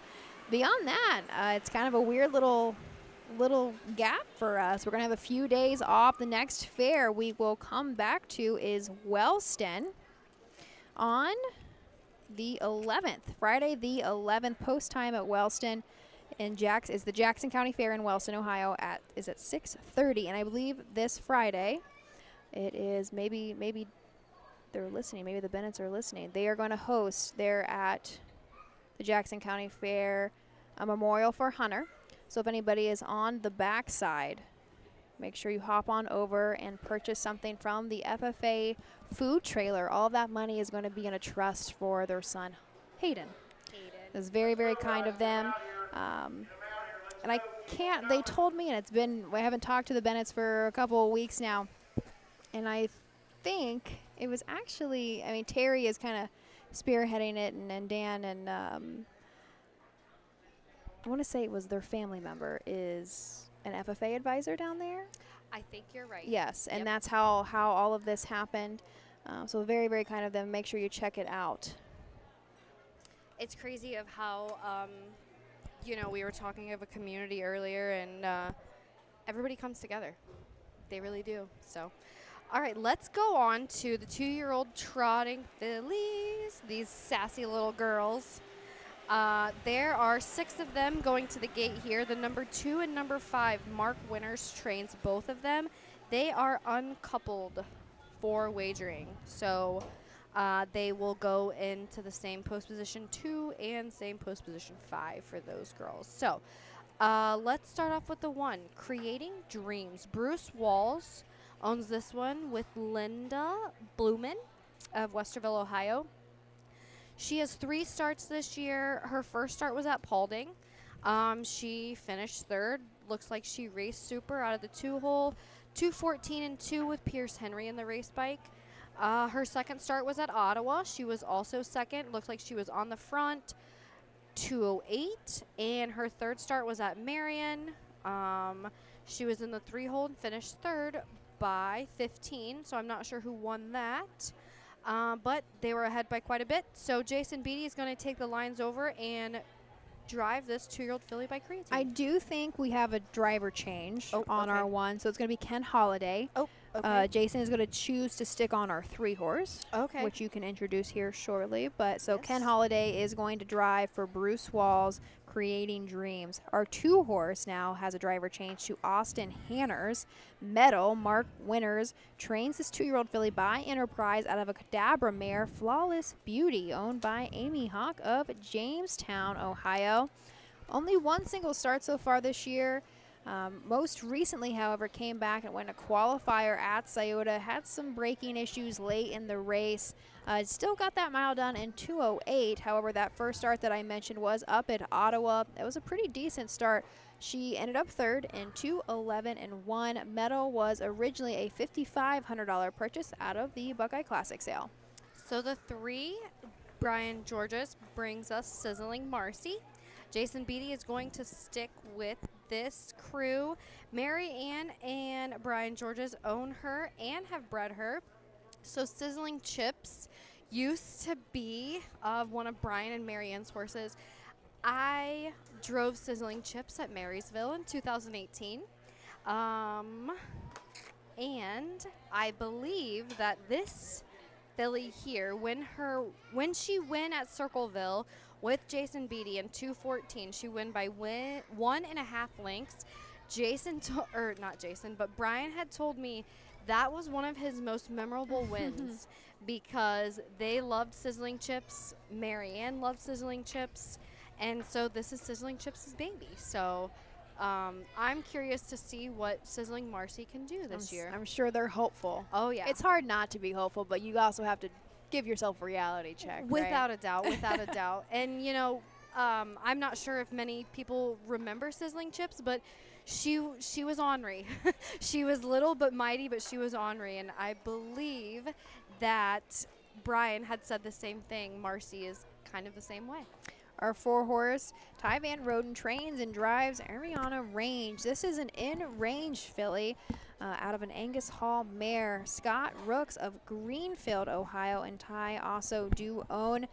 This is the very first start of the year. We don't have anything qualifying lines, anything for this filly. She was a $6,000 purchase out of the Buckeye Classic.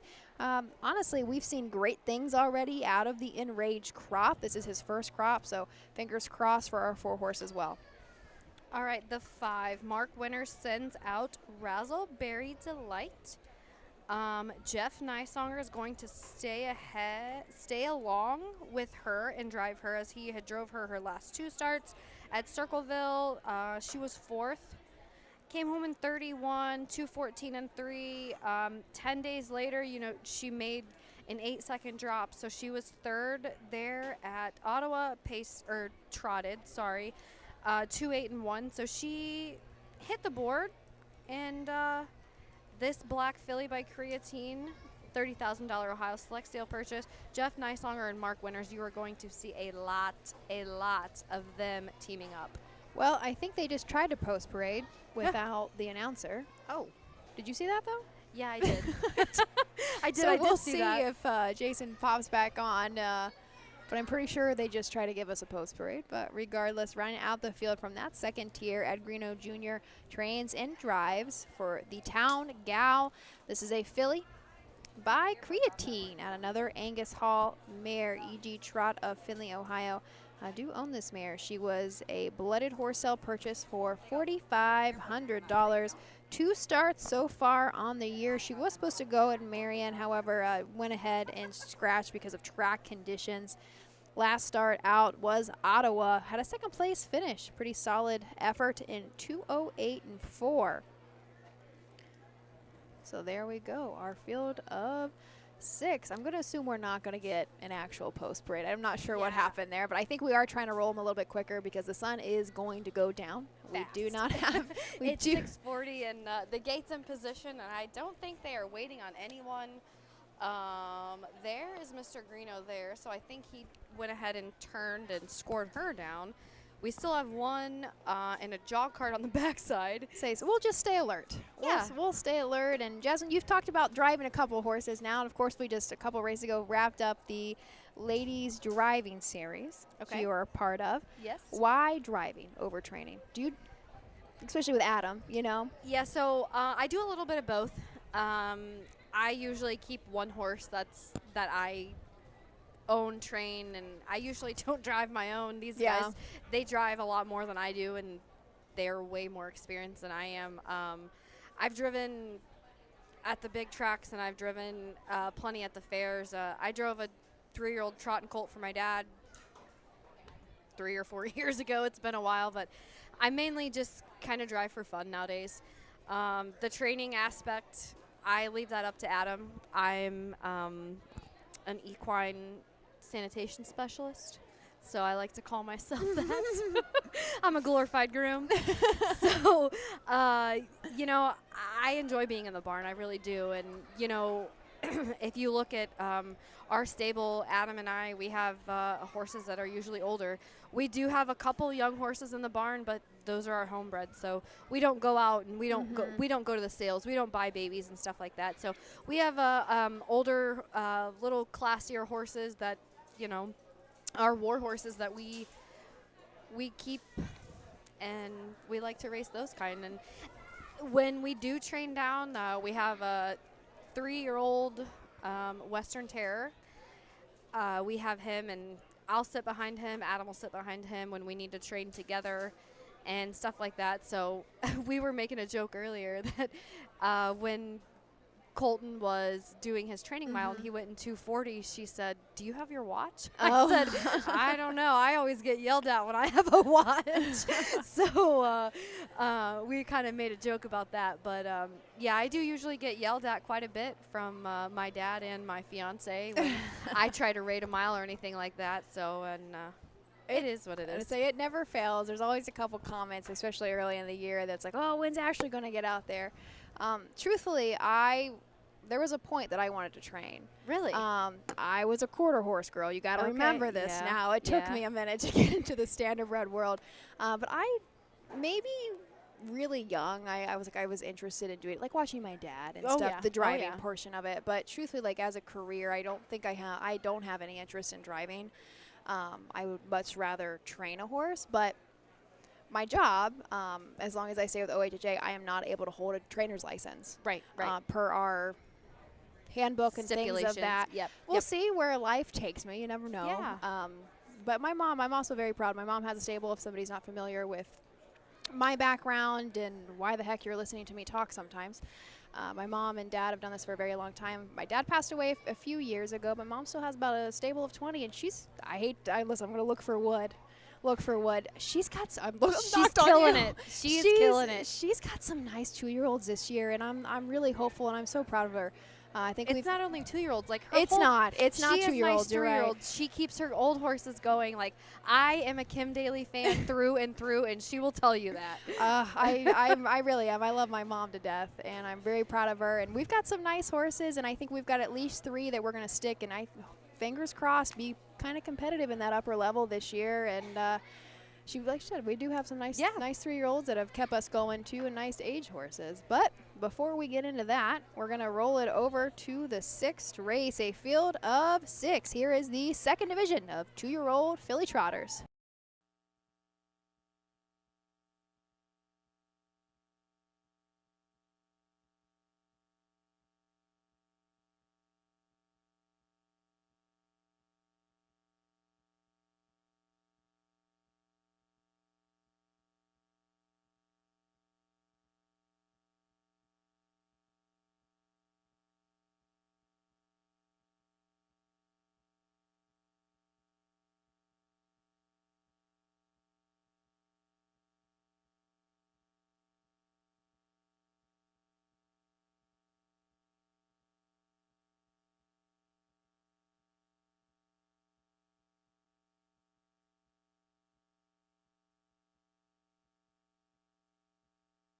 But you can still see our video. Kenny Holliday is on the front with the Bruce Walls Creating Dreams. I'm not even going to attempt to help you announce. Into the half. It's still Oh, Creating here we go. Dreams. Kenny Holliday, first to move on the outside. Here comes Town Gal and Ed Greeno Jr. Third on the inside is Metal. Fourth on the outside, Sizzling Marcy. They go to the half in 104, 1/5. Around the clubhouse turn, it's still Creating Dreams. Up on the outside, Town Gal looking to go 3 wide. Sizzling Marcy and Jason Beatty. They flip down the backside. 3 wide across the track in between horses. It is Town Gal on the inside, Creating Dreams. Third, Sizzling Marcy. Fourth, Razzleberry Delight. 3/4 and 1, 34 and 2. Midway around the final turn, Creating Dreams battles back on the inside. Sizzling Marcy second, still looking to go 3 wide. Here comes Razzleberry Delight up the rail. Down the stretch they come. Creating Dreams on the inside. Razzleberry Delight trying to get to her, but it's going to be Creating Dreams. Kenny Holliday, gate to wire. Time of the mile, 2:05 flat.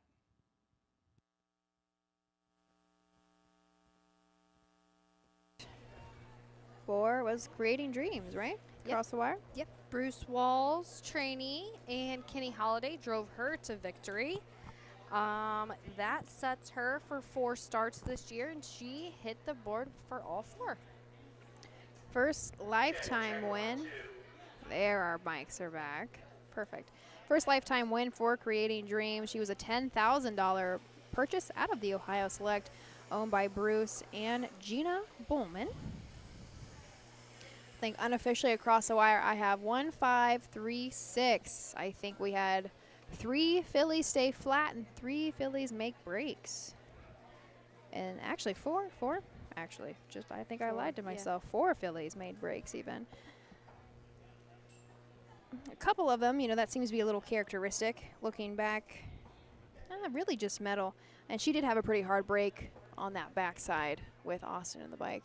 Yeah, that was a little tough. It looked like she had got jammed up a little bit. I'm not sure exactly what was going on over there, as there's some pillars in our way here, but she did make a break.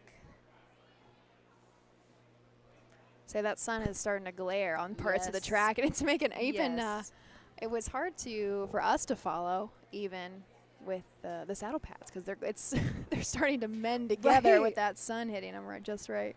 And all the bikes are starting to look similar. We've seen Jason Beatty a lot today. I love when Jason drives. I've said it, I think, maybe a couple years ago. I wish we saw him more at fairs. I think he could tear it up very easily. Yes. He's very talented. And he I is think very talented. He could do some damage at multiple fairs if he would choose to, I guess I would say. I don't know if it's this bike that he's driving in today, but he did still drive in one of my dad's bikes. Really? He bought, yeah. And last year at Urbana, Jason won I think it was last year. He won my dad's memorial race. Oh, really? And in that bike. Yep. So I think Bobby Joe sent me a message and wanted to let me know. I think it was very special. That's super neat. We'll go up Winner to Jeremy. of the 6th race, number 1, Creating Dreams. 2-year-old bay filly by Creatine out of the Uncle Peter mare, Steph's Dream. Owned by Bruce Walls and Gina Bullman, both of Ohio. Trained by Bruce Walls. Kenny Holiday in the sulky. First career win for Creating Dreams. Trophy sponsored by J&J Standardbreds.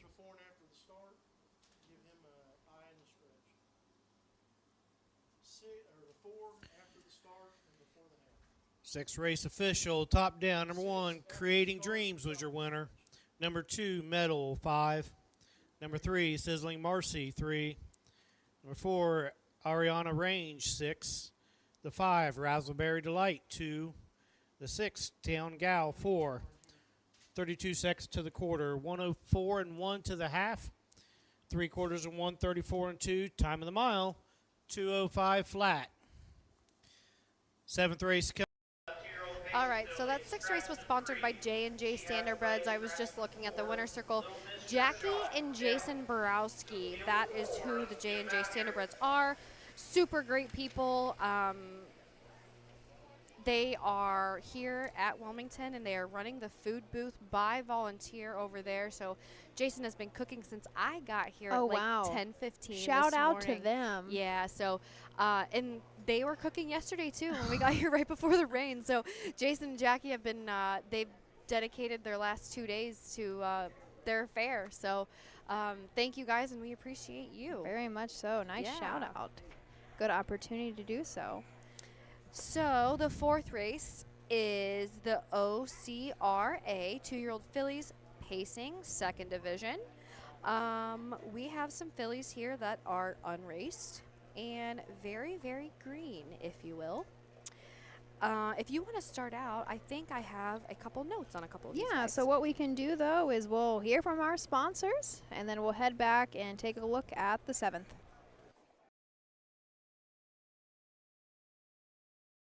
Cool Winds Farm is one of Ohio's premier standardbred breeding farms. Cool Winds stands the popular Dancin' Yankee, jug winner Southwind Aussie, and the royally bred Western Fame.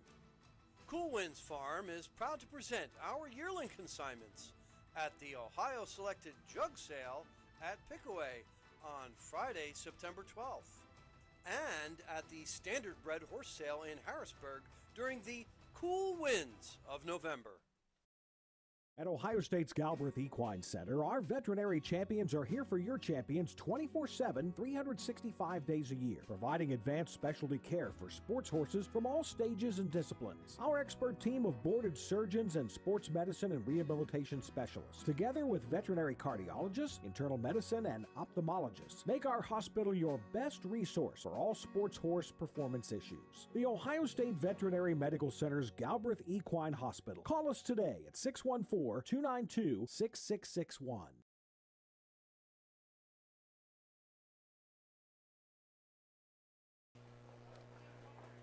All right, we are back. All right, so the 7th race, we were talking earlier, 2-year-old Payson fillies, 2nd division, sponsored by Woodland Run Equine.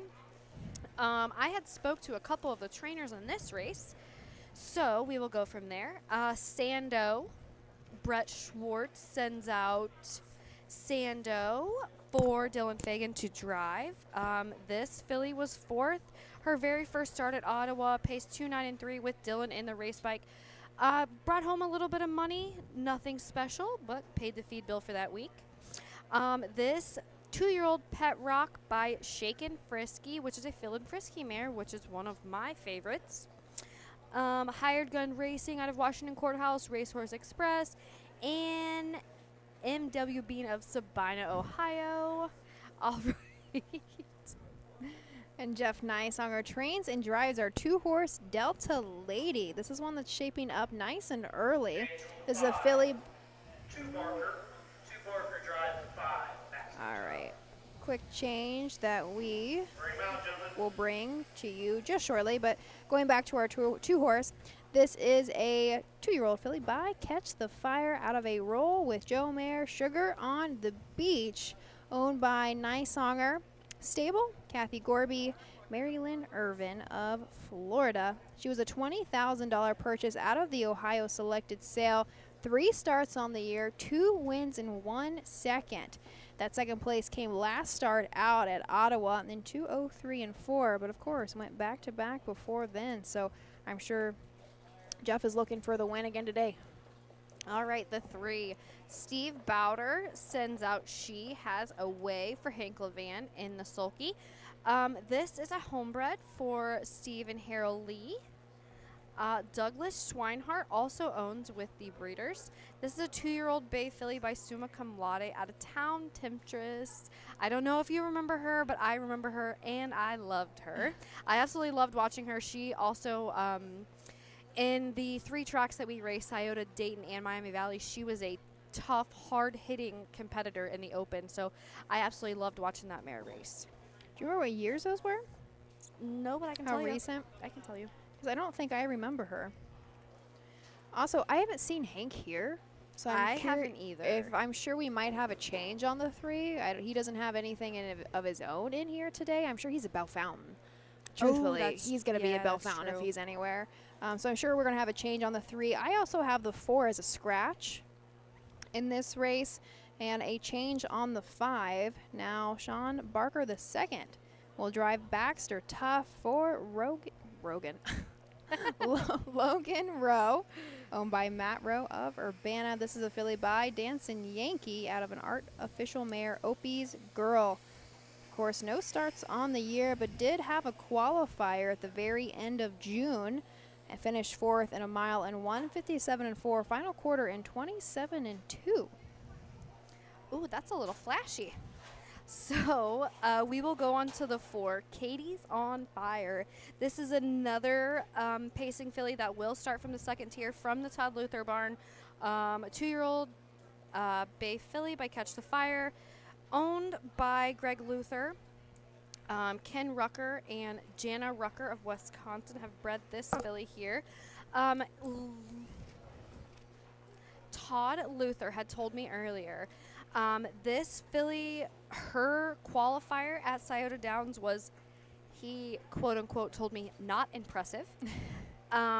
He made some major changes. He said, so she touched her knees in the qualifier. He made some chewing changes. He feels that after she trained, she was much better. She can get very aggressive, so in that stages, you know, Austin's drove her before, so he knows her, but I asked him if he was worried about the second tier again, and again, confidently, he said no. So I thought that's good to know anyways. It's so wild to me, you know, 5, 6, 7 years ago, if you had your first qualifier and going 58-2, you would be impressed. The fact that, like, oh, it wasn't that impressive for me. It's quite remarkable. I would be like, I'm going to sell this thing. And that tells you, though, what kind of quality that Todd looks for. Yeah. And he has the history to back it up, by all means. Yes, ma'am. And he's got the eye and with the team. Yep, the team does great. I usually ask, how many 2-year-olds they have or how many horses they have, and I did not ask, but I will get a hold of them. Well, and ask we'll that. plug Freshman Focus. Okay. I wasn't there for Todd's, but if anybody really wants to look at his 2-year-olds, hop on over to, well, you can view it on some past Facebook, but it's much easier if you just go to our OHJ YouTube, look at our Freshman Focus playlist, and you can see them all. But we did do one with Todd and Greg this year, earlier in the year as well. So I do have some notes on Sando. Brett Schwartz, I actually caught him. Let's do the post parade, and then we will go back to Sando. Horses are on the track, parading the post for the 7th race. 2-year-old filly pace for a purse of $4,018. Blanket sponsored by Woodland Run Equine. The 1, Sandu with Dylan Fagan. Number 2, Delta Lady, Jeff Nysonger. The 3, Baxter Tough, gets the services of 2, Barker. And parading last will be Katie's on Fire. Austin Hanner's in the bike. So as we get Austin out here, we're going to go straight to the starting gate.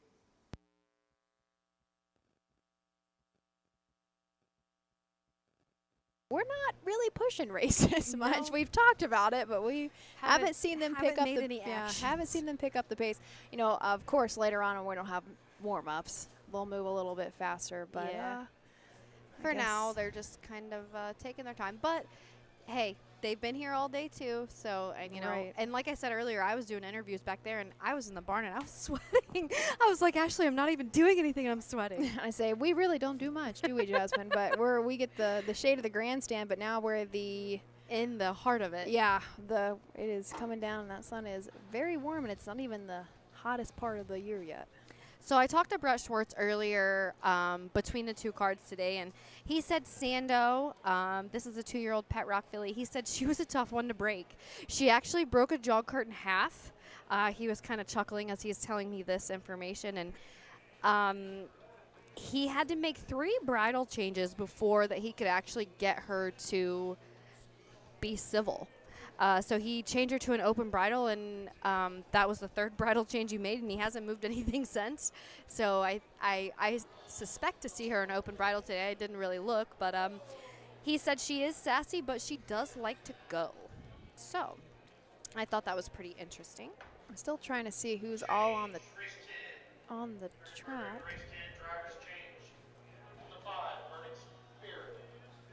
The 10-5.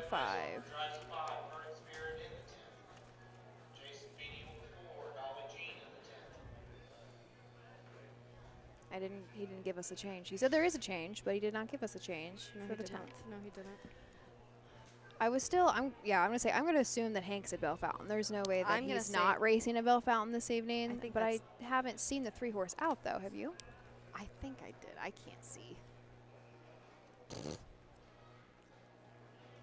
That's a 156. I don't know, but you guys need to go to the gate because we're going to be racing in the dark. They're going to be having flashlights on their head. So there's 3. Maybe we have more scratches than I reported.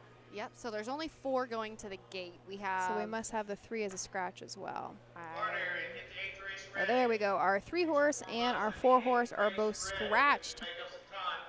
Out of the 7th from the route out, we have Sando, Delta Lady, Baxter Tough, Katie's on Fire. This is the 2nd division of 2-year-old filly pacers, a purse of $4,018. If I look back quickly, what did our 1st division go in? went in 2:01 flat. So that is the time we are gunning for. We're going to roll it up to Jeremy for the call. In the stretch, and here they come.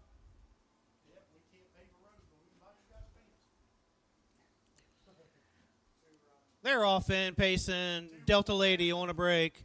Sandu from the rail gets the lead. Sitting second. Katie's on fire. Third on the outside. Baxter Tough. She's going to want the front end. Back pacing fourth. Delta Lady. As they flip down to the backside. To Barker. Baxter Tough makes the front end. Sandu's going to get the pocket trip second. Katie's on fire third. Catching the field. Delta Lady fourth. They head past the quarter. It's still Baxter Tough with the lead. Sandu second. Katie's on fire third. Quarter, 30 seconds, 1/5. They head around the far turn. It's still Baxter Tough with the lead. Sandu second. First to move. Here comes Katie's on fire with Austin Hanners. Fourth, Delta Lady can see them all as they head down the stretch for the first time. Baxter Tough on the inside. Katie's on fire. Going to take the lead up on the outside. Third, Sandu. Fourth, Delta Lady. Peeking to the outside. Halftime, 1 minute, 4/5. As they head to the 5/8 station. Katie's on fire. Austin Hanners with the lead by 2. Baxter Tough second. It's a gap of 4. Back to Sandu. Fourth on the outside. Delta Lady. They head down the backside to the 3/4 pole. The catch to fire filly. Katie's on fire. She's on the front end at the 3/4. Baxter Tough looking her over second. Gap of 4 back to Sandu. And then Delta Lady, 3/4 and 1:30 flat. Midway around the final turn. Baxter Tough going to come at her. Katie's on fire on the inside. Baxter Tough got the momentum off the turn on the outside. Sitting third. Sandu. Down the stretch they come. Katie's on fire. Answers the call and goes on for Austin Hanners. Katie's on fire. Baxter Tough second. Sandu third. Delta Lady rounds out the field. Time of the mile, 2 minutes flat. I like the way that filly goes. Yeah, so back to what Todd had told me earlier. He said she touched her knees and he made her shoeing change. She didn't look like she was touching her knees today. And she went right through those turns like she had done it her whole life. So kudos to Todd and his training. She was originally a $16,000 purchase out of the Heartland sale. Is that up in Michigan? I don't know, but I'll find out. It might be, but also trying to rack my brain here. There's just a handful up in Michigan. Maybe it's it's not an Indiana sale, is it? Maybe. Heartland, Michigan. That's okay. It is a. Yep. I wonder what made them go up there and grab her. Catch the fire. Unless I wonder. I'm sure there might be a story behind that. Whether it was a buyback. Because they have a lot of, I don't know. I'll find Regardless, out. maybe they just really like the That's another question.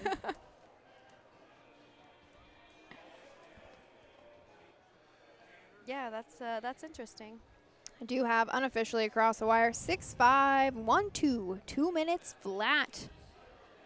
Pretty even, yeah, it was a pretty even rated mile. Nice and easy. Austin Hanners cruise across finish. She looked very good today. She didn't look like a 2-year-old.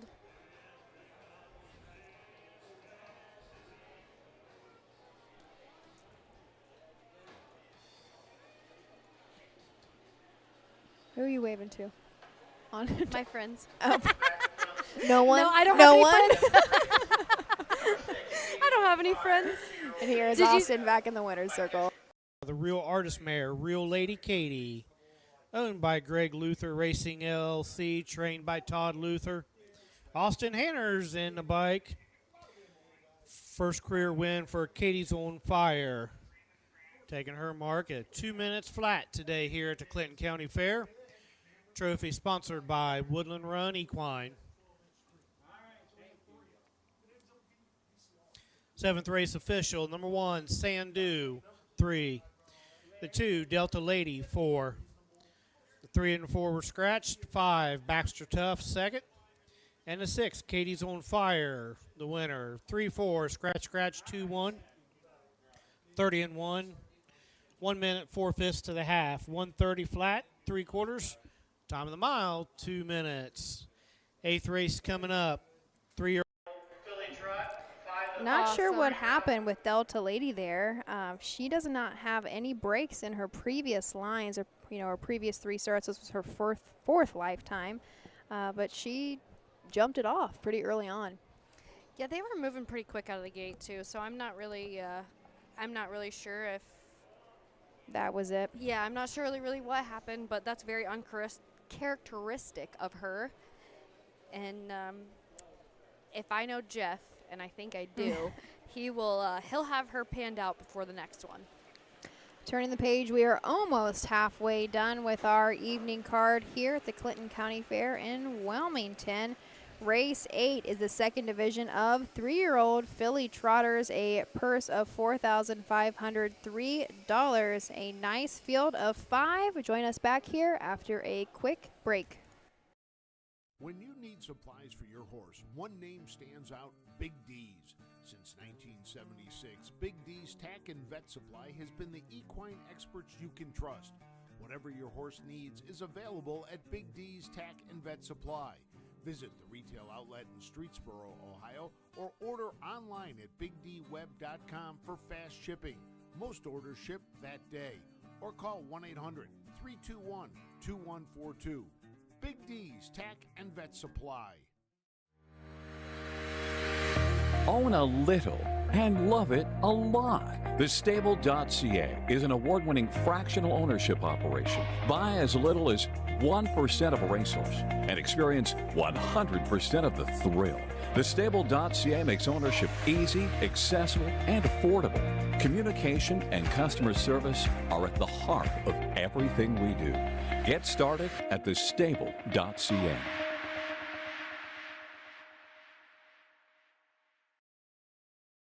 Volstead, Coach K. Hanover, Slay, Ohio's top trotters stand at Dublin Valley Farms.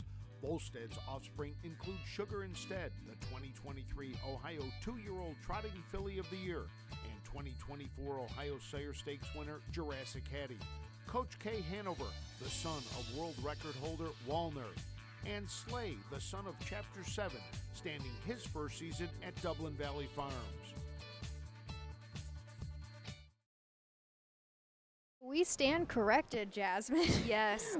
Going back to our winner of the 7th race, Katie's on Fire, I had mentioned was a $16,000 purchase out of the Heartland sale. I was not familiar where that was. I assumed it was Michigan. You got a text. Yes, I got a text. I got it corrected. Luther, Todd and Greg Luther, they went to the Minnesota sale. He said that was a long way to buy one, but he had sent someone up there, and they had bought 3 from there. So 2 Payson fillies and a trotter. Oh, and a trotter. Yep. So they had bought 3 from the Minnesota sale. So I stand corrected. And just so I don't look ridiculous, I did Google it, and it does say Michigan. So I'm sorry about that. And like I said, I didn't do my homework for the second card. So I will do better. But okay, I guess for me too, it's like I know the Ohio codes through and through. Yes. Because there's not very many, and Harrisburg, things like that. Maybe the Lexington Select that you might pick a nice Ohio bred out of, but Minnesota, I would not have been on my radar. Yeah, to know. I don't think so either. But hey, they're all over the place. It's great. That is true. We mentioned. Well, just kidding. We're going to try to push them through a little bit. So we're going to parade. We're going to throw it over to Jeremy. Doesn't look like everybody's out, but regardless, he'll give us a quick rundown for the 8th. This is going to be a field of 5. Reminder, second division of 3-year-old filly trotters.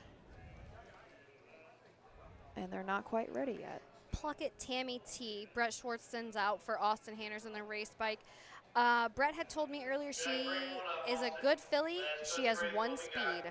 She was super easy to break, but she's also big. And I went and looked at her in the stall. She looks big. And like I had spoke about earlier, the long toms are massive, and she is just that. Here is Jeremy. Horses are on the track parading the post for the 8th race. 3-year-old filly trot for a purse of $4,503. Trophy in memory of Darrell and Bertie Lewis. Number 1, Plucky Pammy T, Alston Hanners. The 2, Fancy Prize with Casey Kelly. 3, Whispering Breeze, driver change to Kenny Holiday. 4, Parade Last. And the 5, Lovely in Red, Coney Greeno in the sulky. Horses take one score and go to the gate. All right. So there we go. Would you like to finish your thoughts on introducing the one horse? Yeah, just that she has been racing at Northfield, so she has not been on a 5/8, so she has been on a half. Multiple different drivers, you know, she's been knocking on the door the last 2 times. She's been trotting 2 minutes, 2, 2, and 1 at Northfield. I feel like off the rail here, she's going to be pretty competitive. Fancy Prize. Casey Kelly back in the bike for her dad, Roy Burns. This is a filly by Enterprise out of a classic photo mare. Melissa and Roy do own this filly. She was originally, a couple years back, a $7,500 purchase out of the Buckeye Classic sale. She had 11 starts on the year last year, hit the board a couple of times. This is her first seasonal start in 2025, looking for the first lifetime win. So Casey did tell me earlier when I spoke to her, I said, is there anything like super neat about these horses? And she said, my dad could have a barn full of fillies. And she said, I want all geldings. Oh. So Casey gets to drive this filly. Dad, Roy, earlier had drove another filly. Casey said that she picked this one because she's a little easier. So Dad gets the tough ones. The 3, Whispering Breeze, Pam Young is the owner and trainer. She lets, I don't know who's driving because I can't see. I have Ken Holiday down. Okay, Kenny Holiday, my apologies. So Kenny Holiday's driving. This guy here has been at Northfield his last start. Before that, he was on a 5/8 at Scioto, stretching his legs out. It looks like that he is just very green. He had 9 starts last year, 3 wins and 1 second.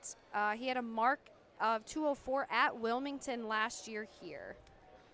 Our 4-horse, Jeff Nysonger in the bike for Rory Moore. Strike a Pose. This is a filly by Muscle Up the Goal. Has 2 seasonal starts and 2 wins. Currently undefeated. Likes to go wire to wire, so we might see that, especially with Jeff here again this afternoon. Has made $8,000 in lifetime earnings. Lovely.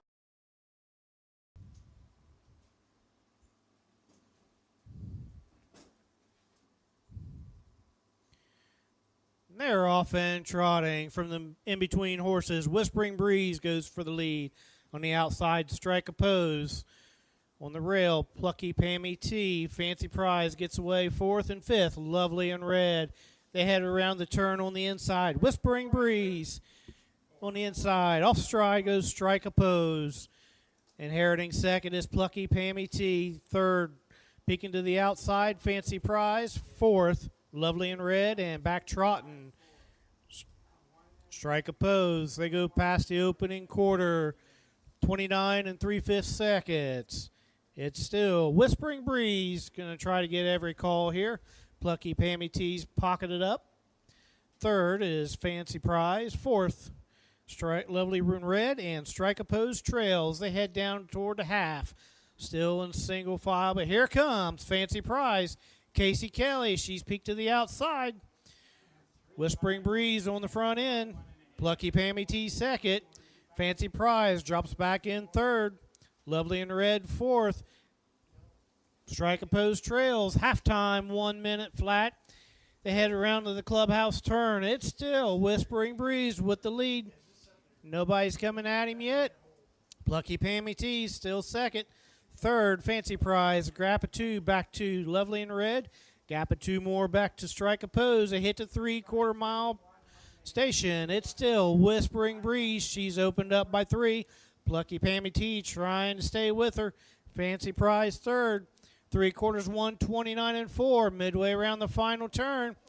It's Whispering Breeze. Plucky Pammy is starting to reel her in. Fancy Prize on the inside. Here comes Lovely in Red. Down the stretch they come. It's Whispering Breeze. Doc Holliday's had this one in hand from the start. The race is for second between Plucky Pammy T on the inside. Fancy Prize tries to get up. Time of the mile, 2 minutes, 4/5. That was a tight photo. That was for show, really. I wasn't even going to try to call that one. No, I me do either. have the 3. I have 3-1, and then I'm going to give up. I'm not even going to try to call that I one. wasn't even going to try the second one because so I'll go with you, but I am going to wait until they tell me. But Kenny Holiday, he exactly knew what he was doing today. As absolutely love this guy. Doc Holiday is one from the past. Unofficial 3-1-5. Say that horse didn't look like he did a little bit late last year. Liked to race off the front, did pretty well. Just hasn't had the opportunity lately, whether it was at Northfield, at Scioto, but Doc put him right on the front, put her right on the front, I guess I should say. I figured Jeff Nicehonger was going to try to make the front and strike a pose, just ended up making a miscue there out of that first turn. I think it was out of the first turn. Yeah. Just was trying to clear and could not clear. Pam Young's horse here back at Eaton in 2024, he made it to the front and won 2 starts in a row with Austin Hanners on the bike. This horse has never seen, I guess he had a 3 and a 4 couple starts back, but he's had outside posts, so. Yeah, that's what he just hasn't had the opportunity really to make the front much at these paramutuals, and they go so fast, whether it is at Scioto or Northfield. Whether it's a trot or a pace or whatever they write there, it's going to go fast. You can guarantee it. So before they go to the winner's circle, I want to introduce someone that I'm going to have on air. Yeah, here. You go ahead and. Jason Moore is going to join me after they do the winner's circle presentation, and he is going to talk a little bit about the Ohio Trotting Derby. So we're going to go ahead and go to the winner's circle first, and then I will have Jason come and talk to me. Pam Young trains and owns. Kenny Holiday in the bike.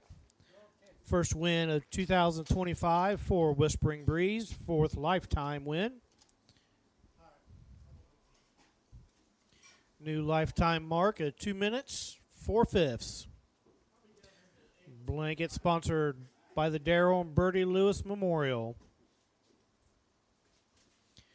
8th race official, number 1, Plucky Pammy T, 2. Number 2, Fancy Prize, 4. 3, Whispering Breeze, your winner. 4, Strike a Pose, 5. 5, Lovely in Red, 3. 29-3 to the quarter, 1 minute to the half. 129-4, 3/4. Time of the mile, 2 minutes, 4/5. 9th race coming up.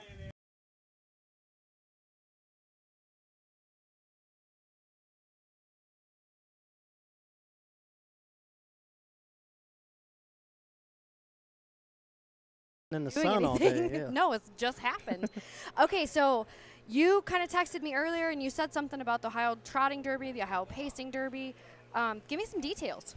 Well, last year Brian came with the idea about bringing back the Ohio Derbies that used to be here at Wilmington. Okay. And we went to Charlie, and he said, yeah, go ahead and let Standing Stallions sponsor it. And what stallions are there? I think I mentioned a couple earlier, but refresh my memory. Charlie personally has Fear the Dragon. Okay, so hang on. Who's Charlie? Charles Taylor. Okay. CT Stables. Okay. All right. Just for me and everyone else. Yeah. Yes. Okay, so Charlie CT Stables has standingstallions.com. Right. Which is he tries to help small breeders market their studs to everybody, not just like the big farms. So they kind of help out everybody. Awesome. And we have Force and Fury. Okay. And they both are standing. And El Sonio Dream, they are standing at Abbey Stables. Okay, and Abbey Stables is with Marion. Maynard Miller. Okay. Yeah, Yep. same thing. Okay, yep. So that's Abbey Stables, and that is up north. Okay. Amish country. And then we have Branquino. He's a full brother to Huntsville, standing at Scott Hagemeyer's farm. Awesome. In which I had mentioned Branquino earlier when Hagemeyer Sponsored the race. Sponsored the first race. Yep. And of course, got Catch the Fire still. He's having a good day today. He is having a good day today. And so I noticed some of his I'll have to look back, but it was the first card Travis Redden has won. He had the outside, and he finished second. Yeah, yep, just got beat. He just got beat, and he told me yesterday before all this happened, I said, what do you like about him? He's like, he's just like his dad. He looks like his dad. He goes like his dad. I said, well, I hope he wins like his dad too. Yes, no kidding. So what else can you tell me about it? I seen you had a little bucket earlier. What was that? That was a gift pack we gave away. It had like a grooming kit and a bucket, fly spray, and $100 gift card. Just awesome for the winners. Trying to, and Charlie, we made it the Hunter Myers Memorial this year, and he donated a bunch of breedings and stuff for for Chloe and Hayden. Awesome. Yep. And so that was all online as well too. Yep. Yes. Awesome. Well, thank you, Charlie. We appreciate you. Your donations, and your standingstallions.com is very informational to everyone. It's more keyed for the smaller breeders and the little people, and to help with pedigrees and try to get kind of get Grand Circuit blood for people that really don't want to spend the Grand Circuit money. Right. That's what Force and Fury and Branquino are. They're Grand Circuit blood. They just haven't had the crops to show it yet. They're well-bred horses, and of course Dragon is still producing. Yep, he's still producing now. I don't know much about breeding, so correct me if I'm wrong. We're still learning too. So correct me if I'm wrong. And I did a lot of my homework for yesterday's card. I wasn't supposed to work today's card, so I didn't do near as much homework as I should have, but that's here nor there. Now, Western Terror, is that involved with CT Stables, or is that just Hagemeyer? It's Hagemeyer's, but Standing Stallions markets the stud for. Gotcha. That's basically what Standing Stallions is. If you have a stud that you're trying to get some breedings to, they help market it with the website. They can book the mares through the website, promote it, and you can do everything. You don't even have to contact the farm. They'll send the contracts and everything. Awesome. All right, let's go up to Jeremy for this race here, and then we'll talk about it. Number 1, Fearless Lizzie with Dylan Fagan. Number 2, Ramble on Strawberry gets Alex Hawk. The 3, Lost into the Night, Roy Wilson. Scratch the 4. Rounding out the field, the 5, Susie Cruiser, Jeff Nicehonger in the sulky. Horses take 1 score, go directly to the gate. All right, so we are on race 9. Sorry, I got a little bit confused there. I was excited about that, talking about those breedings. I know nothing about breeding, and that's totally Adam's. That's Adam's department, and I picked our mare to go to Western Terror because that's probably my favorite stud. It's not my favorite horse, if you were wondering. Our Colt is not my favorite horse, but it's okay. They can be difficult sometimes. Yeah, and they have to mature, so it is what it is. They make better race horses usually than they do 2- and 3-year-olds. Yep, and he was race 1 start as a 2-year-old, and that's something to key on that Charlie kind of helps people with, like. Some of the smaller breeders aren't looking for sire stakes horses. They're looking for a horse to race 5, 6, 7 years. Yep. And you kind of weigh your options, what you want to do, what you're asking. You can ask them what he thinks and stuff like that, and then he can kind of put you in the right direction. Good. So he's like a very helpful. Yes. Yeah. So he can be very helpful for any of those kind of wondering.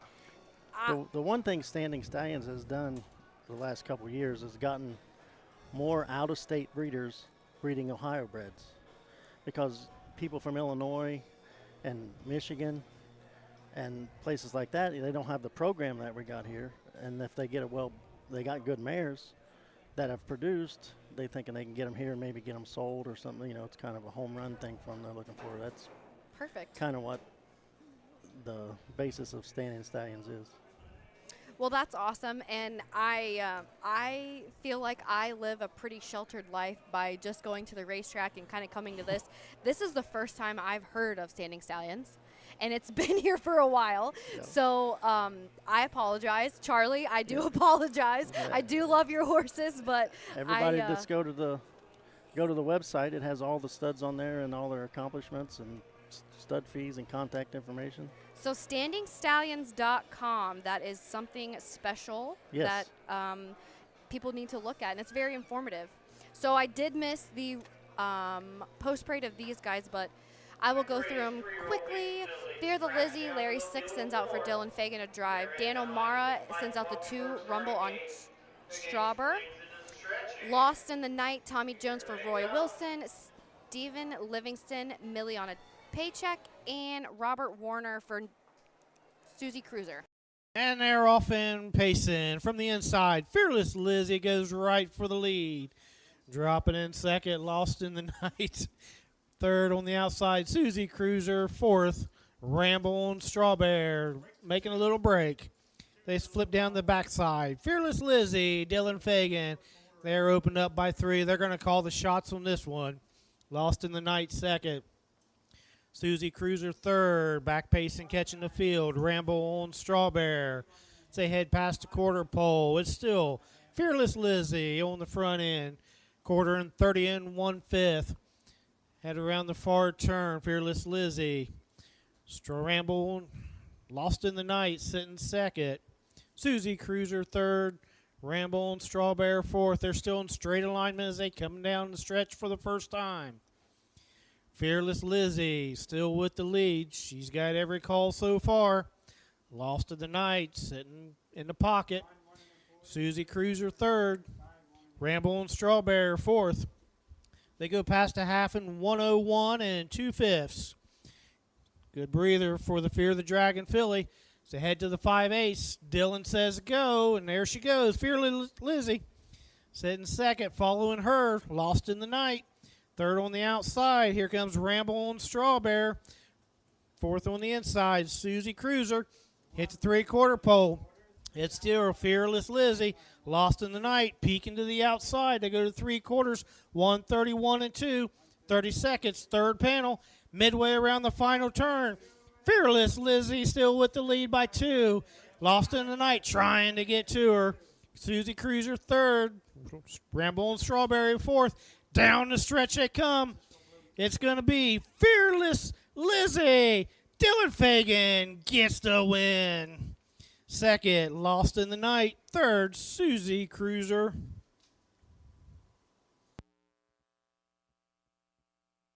Ahead and wins the 2 minutes, 2/5.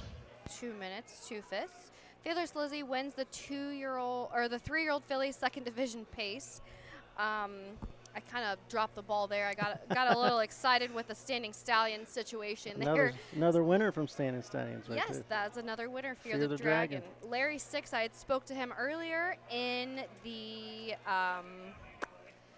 barn, and Larry had told me, what did he say?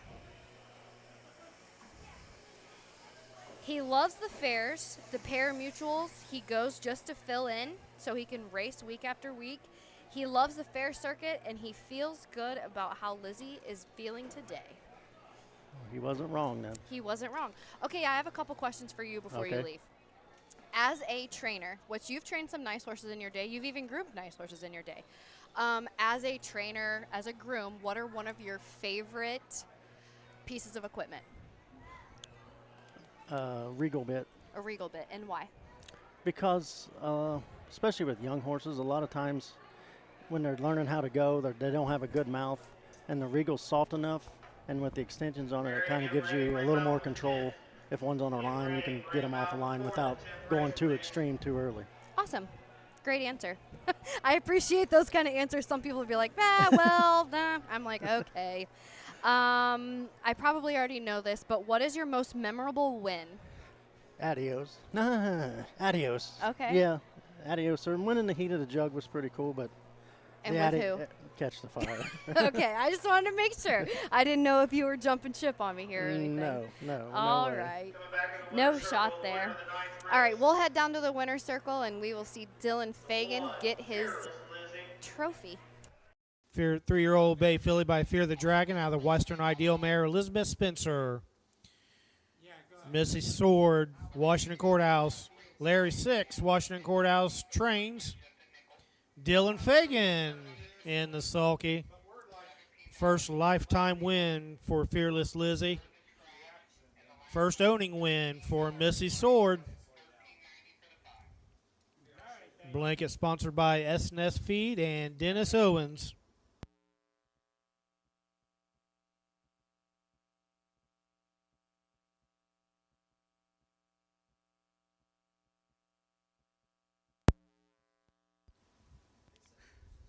Race 9 official. Number 1, Fearless Lizzie, 1.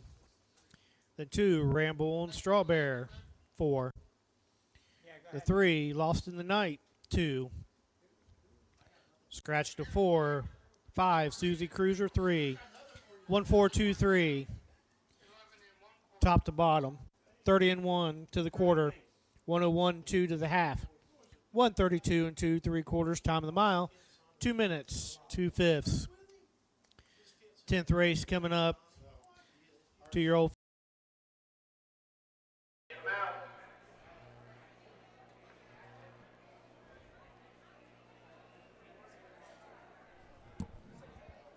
Yes. So now we're going to go on a commercial break before we come back to the 10th.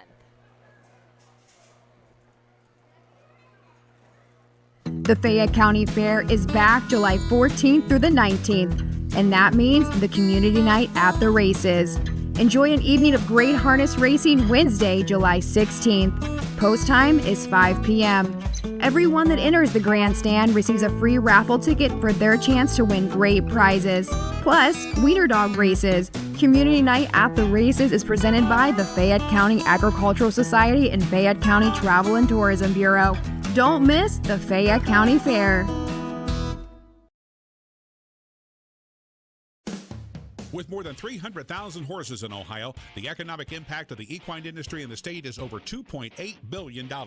Much of that value comes from standardbred horse owners, breeders, trainers, and drivers who participate in the sport of harness racing.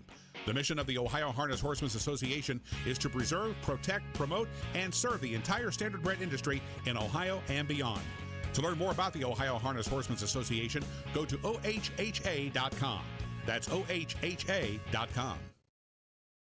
In Ohio, Hickory Lane Farm has the stallions you are looking for, like What the Hill, Uncle Peter, and In Range, as well as Branded by Lindy, Jug Winner Luz Pearlman, Racing Hill, and Guardian Angel Oz. Hickory Lane will offer a host of Ohio sired yearlings this fall, including 6 by In Range, 5 by Uncle Peter, 4 by Guardian Angel Oz, and 1 by What the Hill. Find out more at hickorylanefarm.com. Who feeds your need for new ideas for your family's best farm future?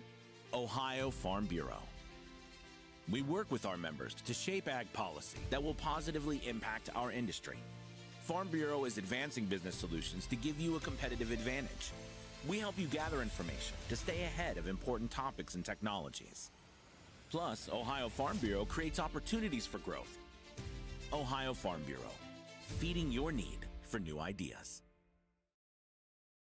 All right, we are back at the Clinton County Fairgrounds in Wilmington, Ohio. We just finished the fourth race. Oh, man. I'm going back in time. We just finished the 9th race, and we are on to the 10th. I have a guest speaker, Jason Moore. He's going to help me with this next race. The 1 Camden, Alicia Hanners is sending out for Hanners Racing of New Holland, Ohio. This is a 2-year-old down by the seaside.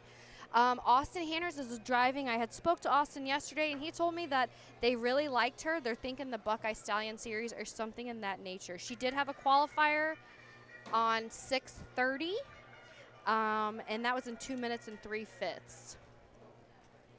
Number 2 is Kenny Holliday for Greg Luther, and Kenny will do the driving.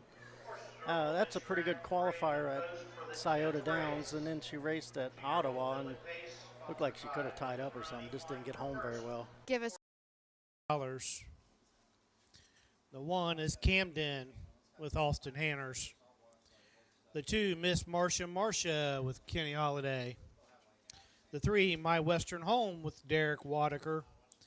The 4, Dolly Jean, change the driver to Jason Beatty. And the 5, Burning Spirit, driver change, Jeff Neisonger. Horses take 1 score, go directly to the gate.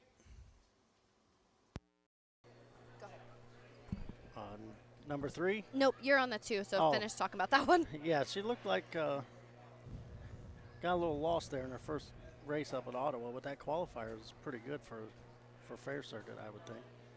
All right, the 3, Trent Tharps Jr. sends out My Western Home. Derek Wadaker is in the lines for Vanita Wadaker, which I believe is the mother, but don't quote me. This filly here, she is by Western Vintage out of My Marie. 2 starts at Scioto Downs. They were both out of qualifiers. The first one home in 28-1. The second one home in 28-4 with Derek in the race bike. I am very curious to see how this filly is going to take to a fair track. So I'm excited to watch her. Number 4 is Dolly Jean for Tisha Lohman, a homebred for John Fitzwater. Pet Rock out of a Sun Beach Somewhere mare. First time starter.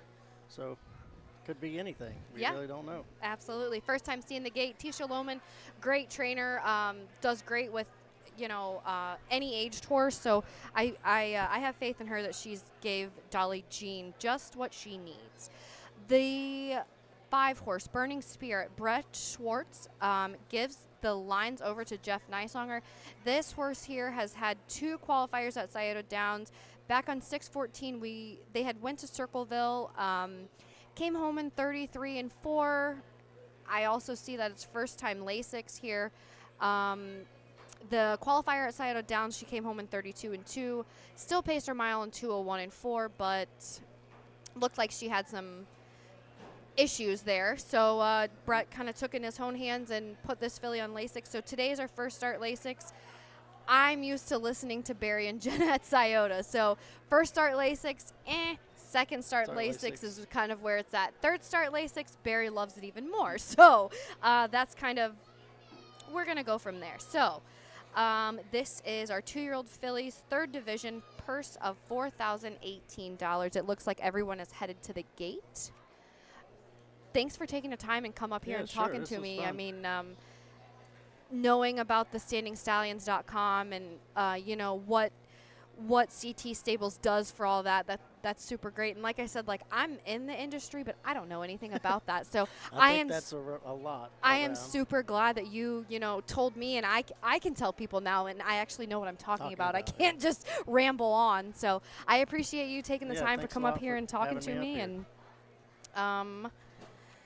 let's look for some more Standing Stallions winners. That's right. Good luck.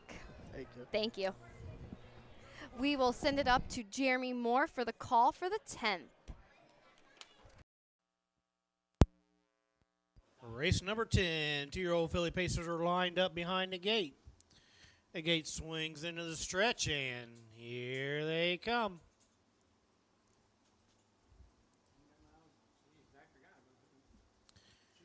They're off in pacing from in between horses. Miss Marcia goes for the lead. My Western Home on the outside. Tucking in 3rd, Camden. 4th on the outside, Burning Spirit. Trailing the field, Dolly Jean. So they head down to the backside. My Western Home and Derek Wadaker. They want the front end, and they got it. Sitting 2nd, Miss Marcia. 3rd is Camden. Gap of 4, back to 5 to Burning Spirit. Gap of 3, back to 4, Dolly Jean. Wadaker's got My Western Home on the front end, starting to drag the brakes. 1/4 and 30 in 1/5 second. Sitting 2nd, Miss Marcia. 3rd, Camden. 4th, Burning Spirit. And off stride goes Dolly Jean. They go past the 3/8 station, heading down to the stands for the first time. Western Vintage filly, My Western Home's got the lead. She's in top by 1 or 2. Miss Marcia sitting 2nd. Camden, third. Burning Spirit, fourth. Back pacing. Dolly Jean, nobody's yet to make a move. Halftime, 102-2, 32-1, second quarter breather for the leader, My Western Vintage. Here comes Austin Hanners and Camden, first up to come at her. Third on the inside, Miss Marcia, gap of 2, back to Burning Spirit. Gap of 4, back to Dolly Jean as they head to the three-quarter. My Western Home answers the call and opens up by 2. Camden tucks in second to try braving up. Gap of 3, back to Miss Marcia, three-quarters and 132-1. Midway around the final turn, it's still My Western Home. Camden's caught her, looking to come to the outside. Miss Marcia, third. Down the stretch they come. On the inside, My Western Home. Camden's coming at her. They're stride for stride. On the outside, Camden's going to get up to win. My Western Home second. Miss Marcia with the Shodo. Time of the mile, 2:02, 1/5. All right, 2:02 and 1/5. Camden sat very, very patient in the pocket, and Austin said, I think I will take this one. So that filly, she paced hard through the stretch and got the victory for Hanners Racing of New Holland, Ohio. Back to when I had spoke to Austin yesterday, he said that he really liked this filly, and he was thinking Buckeye Stallion Series or something in that nature. So I feel that he drove her with confidence today, and Derek Wadaker did a great job. My Western Home. Trent Tharps went ahead and sent this Western Vintage out. Say, both of those little fillies kind of look like monsters. Yeah, like they were at the pacing end hard there. through the stretch, you know, like, and they're 2-year-olds.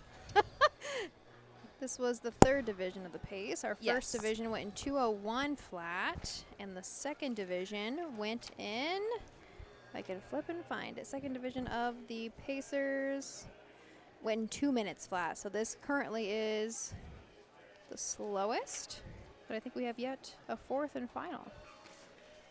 And then a couple more races, actually. Yeah.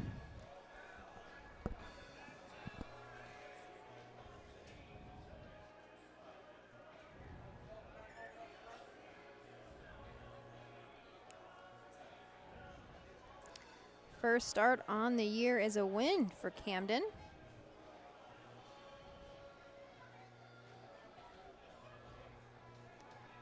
So Austin is slowly making his way back around. You were keeping track earlier of how many wins each driver had. Did you maintain that through the second card? I'm really bad at it. I didn't. I want to say this is the third because he won with 2 of Luther's fillies. Okay. And then this one. So I was doing so good with my. 2-year-old bay filly down by the seaside out of the Rock and Roll Hanover mare, Holly Rocker, owned by Hanners Racing, New Holland, Ohio. Alicia Hanners trains. Austin Hanners in the bike. First career lifetime win for Camden, taking her mark at 2:02 1/5. Blanket sponsored by Woodland Run Equine. Results are official for the 10th. Number 1, Camden, your winner. Number 2, Miss Marcia, 3. Number 3, My Western Home, 2. Number 4, Dolly Jean, 5. 5, Burning Spirit, 4. 30-1. 102-2 to the half. 132-1 to the three-quarters. Time of the mile, 2:02 1/5. 11th race coming up. It's always nice to see a little family affair. Austin drives the family's horse. Hanners Racing owns this filly. Mia, she was down there with her brother Austin, and Alicia was at the head of the horse. So that's always nice to see. And she paid $22.80. So we have a change in the 11th. Sean Barker is going to drive Mill Street Parker. Austin Hanners is on the 3. Okay. And the 5 is a scratch. What was I doing? I was not paying attention because I don't have any of that. So there we go. We're going to turn the page now. 11th race up next of 16 here this evening in the Clinton County Fair. This is the third division for 2-year-old filly trotters. There was a couple quick changes for you, but we will introduce you to the field of 6 after a few messages from our sponsors.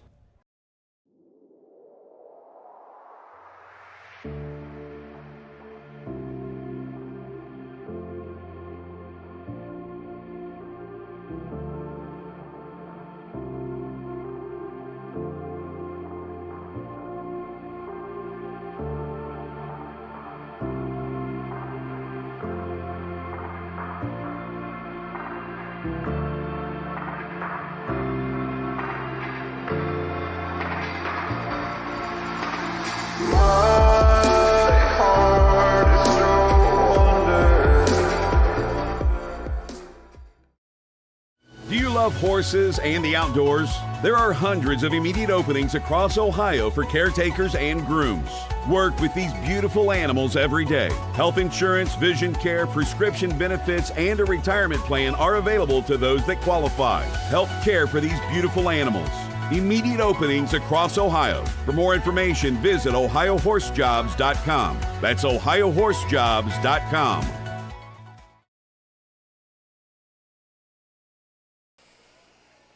We are back. Thanks for joining Jasmine and I all day long. Rambling all day long. This has been, we have a total of 32 races going behind the gate.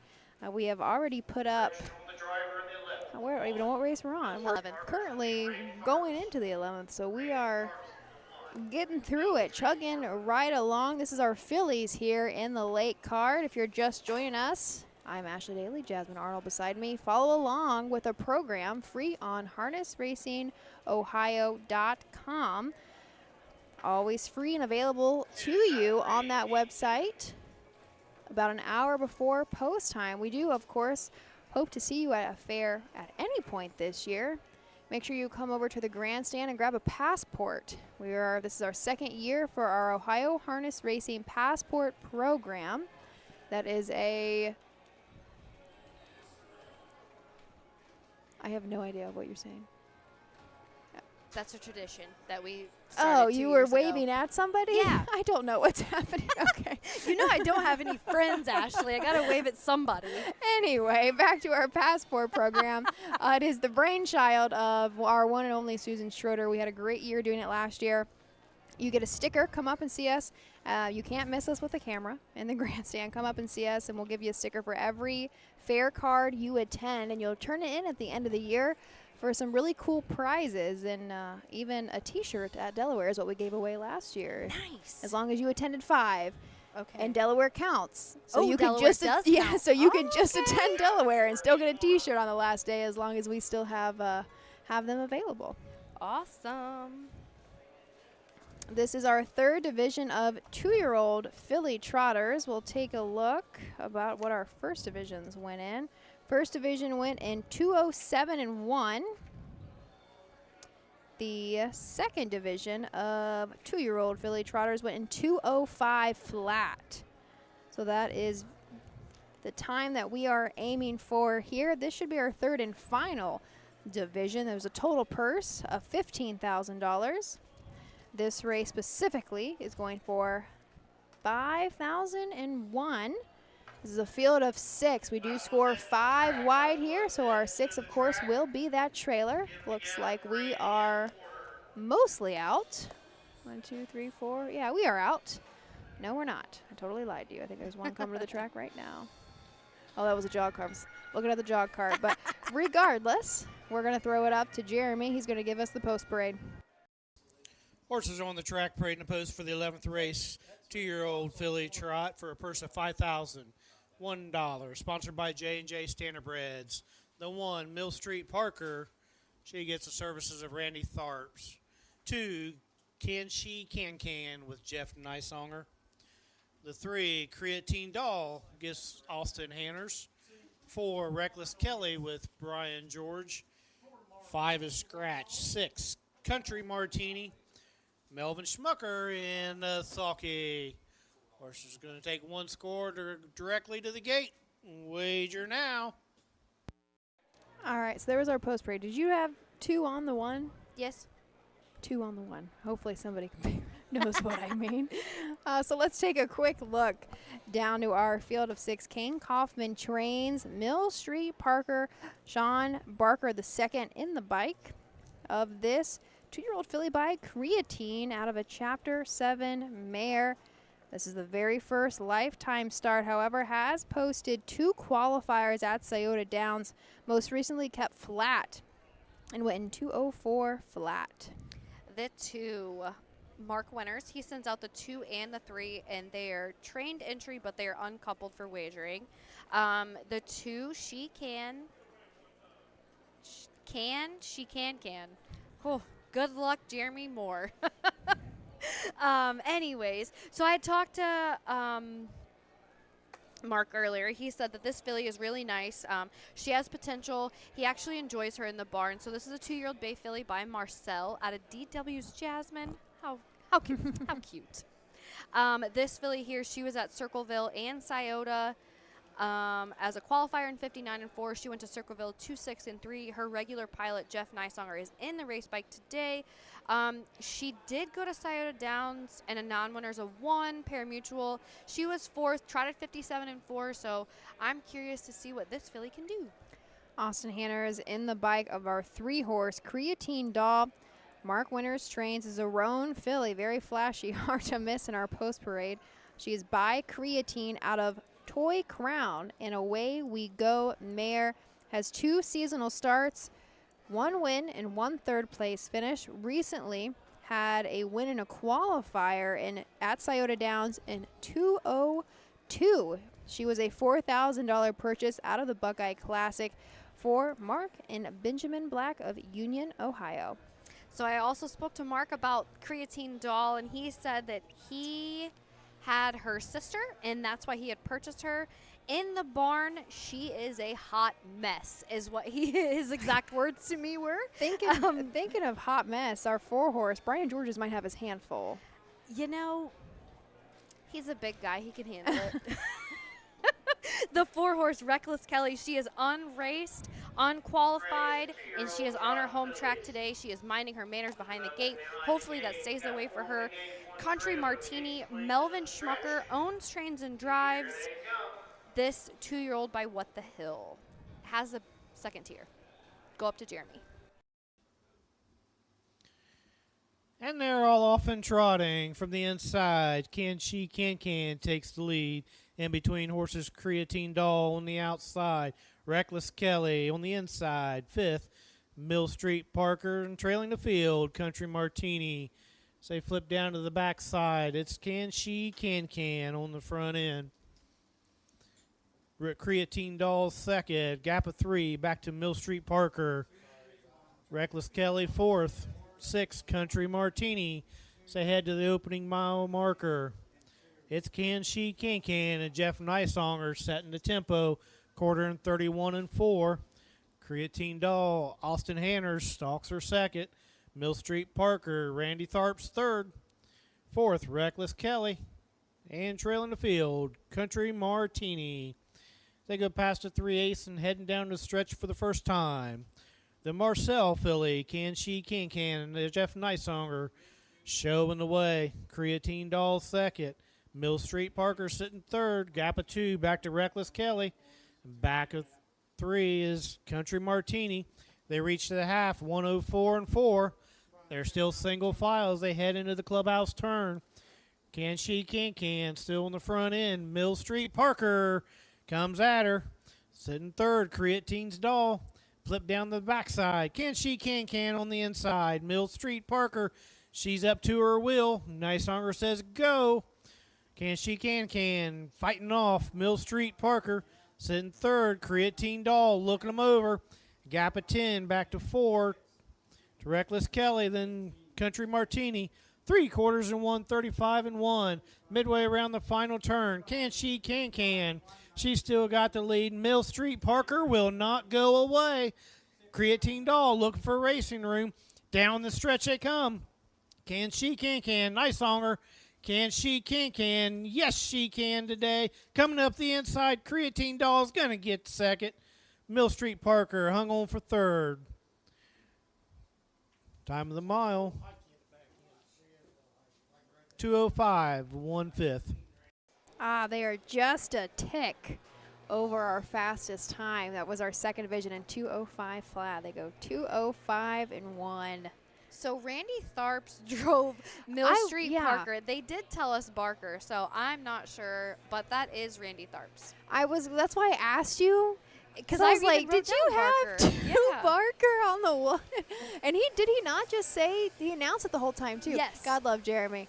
We obviously didn't catch it. We were like, well. Regardless, there we go. So Randy Tharps. Okay. So Randy Tharps did drive the one, which I believe was. We should have paid closer attention. Second or third, I think the one came across the wire in third. So 1, 2, and 3. I have 2, 3, 1. 2, 3, 1 is what I unofficially have across the wire in 2:05 and 1. Our one horse, though, I do think was third. We'll wait for the official. Really put in a nice effort, though, moving first up like that. And was, hard at it. Like there at Scioto Downs, he did make a break. I believe it was at the gate, but kept right on trotting. She wanted to trot today. I will give her that. Can she? Can. With Jeff Neisonger coming back to the winner's circle, waiting for the crew to show up. Can she? Can. 2-year-old Bay filly by Marcel out of the Dilbert Hanover mare. DW's Jasmine. JR Stables LLP owns Mark Winters trains. Jeff Neisonger in the bike. Career win number 2 for Can She? Can. Blanket sponsored by J&J Standardbreds.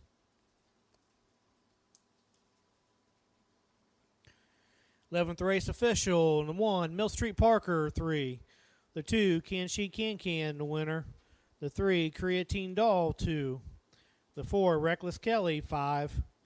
The 5 was Scratch, 6. Country Martini, 4. Quarter time, 31 and 4. Halftime, 104 and 4. 3 quarters, 135 and 1. Time of the mile, 2:05, 1/5. 12th race, 2-year-old filly Pace, 5 of them. Let's bring them out. We're almost there, guys. We're running. Running out of daylight. I say we will have a change in the 12. I believe it will be on the 3. Yeah, it will. It'll be on the 3 horse. We just do not have a driver currently for Noble Request. Jeff will have to drive his own horse, his own trainee. He was also down on Brian Roebuck. So we will report that as soon as we see it. But headed now into the 12th race, the 4th division of 2-year-old filly Pacers. A field of 5, and they are all maidens. Somebody is going to get their very first lifetime win here this afternoon. Join us back here after a brief message from our sponsors.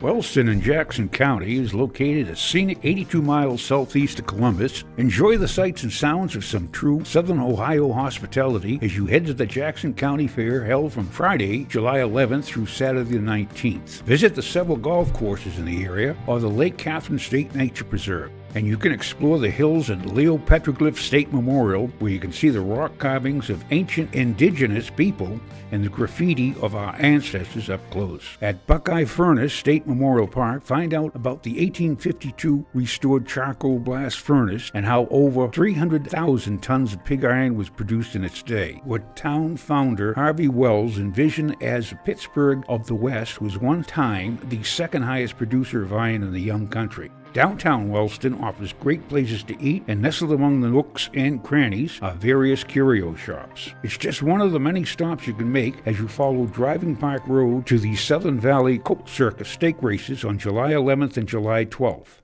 Post time, 6 p.m. And you'll be saying, yeah, I'm going to Jackson. Welcome back. It has been a very busy day of racing across the entire state of Ohio. We've done a double header here at Wilmington after a rain out yesterday. Cortland also did a double header, and we finished the second day of Bell Fountain this evening, which I'm sure everybody is still going on. Thanks for choosing Wilmington. You're hanging out with myself and Jasmine Arnold. We're going to take a few days break, which is a little rare for us, after we finish up today. Our next fair is going to be the Jackson County Fair in Wellston, Ohio. That is this Friday, July 11th. Post time 6:30.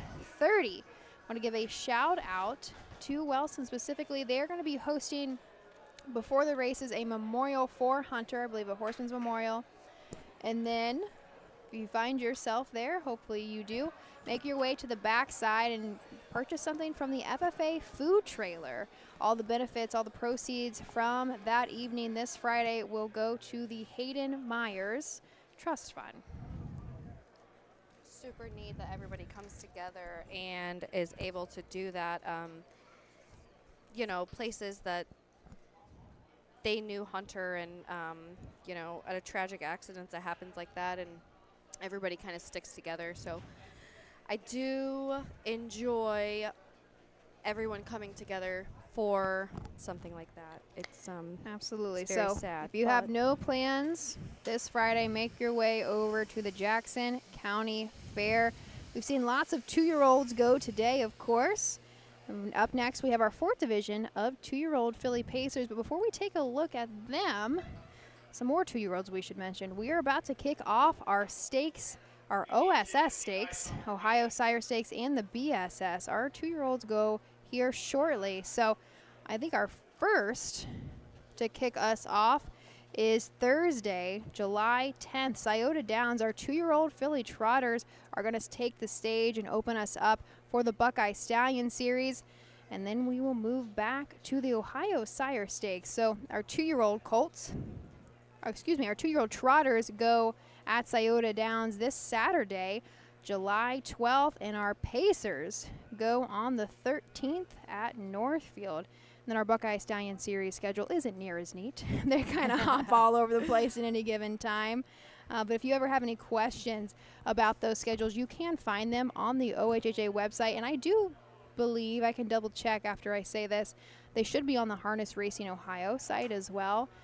But all of that is available to you, and if you make your way out there, it is well worth it. We've already seen some monsters on the track for our 2-year-olds, so I have high expectations, high hopes for the performances we are going to see. Every year it just gets better and better and better and better.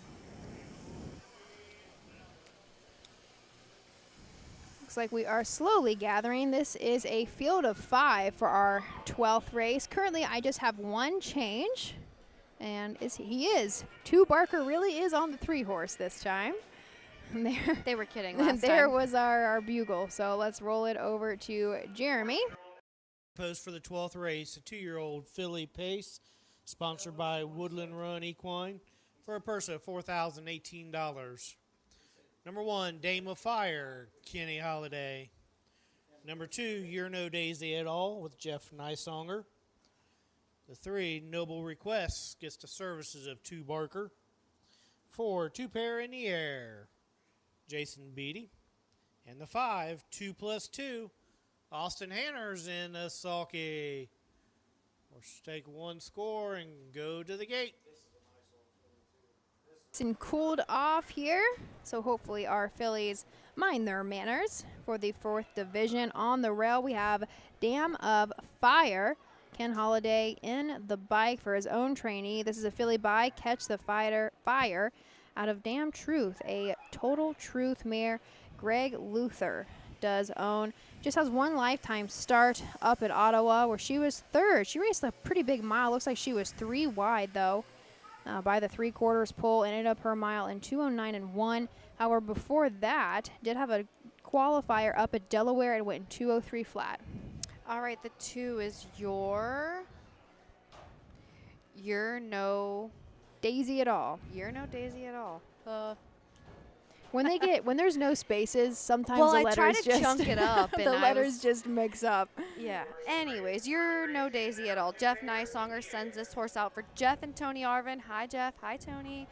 They are breeders for this 2-year-old Western Terror filly, which is, like I had said earlier with Jason on the broadcast earlier, Western Terror is probably one of my favorite sires. This filly here was scratch transportation at Paulding, so she went ahead and went to Ottawa and was third by 8.5 lengths, paced in 2:07 and 3, home in 30 seconds. So hopefully this little filly will advance with time.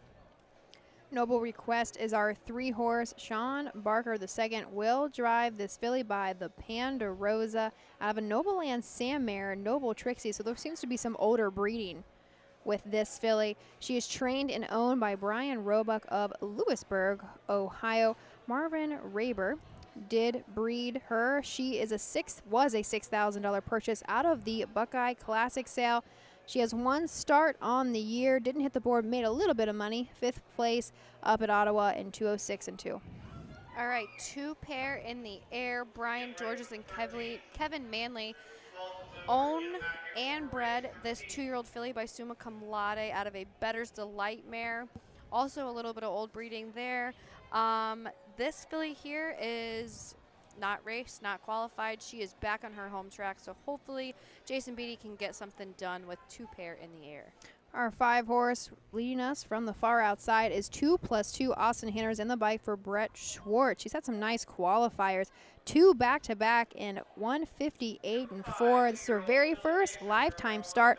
All of these fillies are maiden, so somebody is going to earn their very first lifetime victory in our 12th race. Let's throw it up.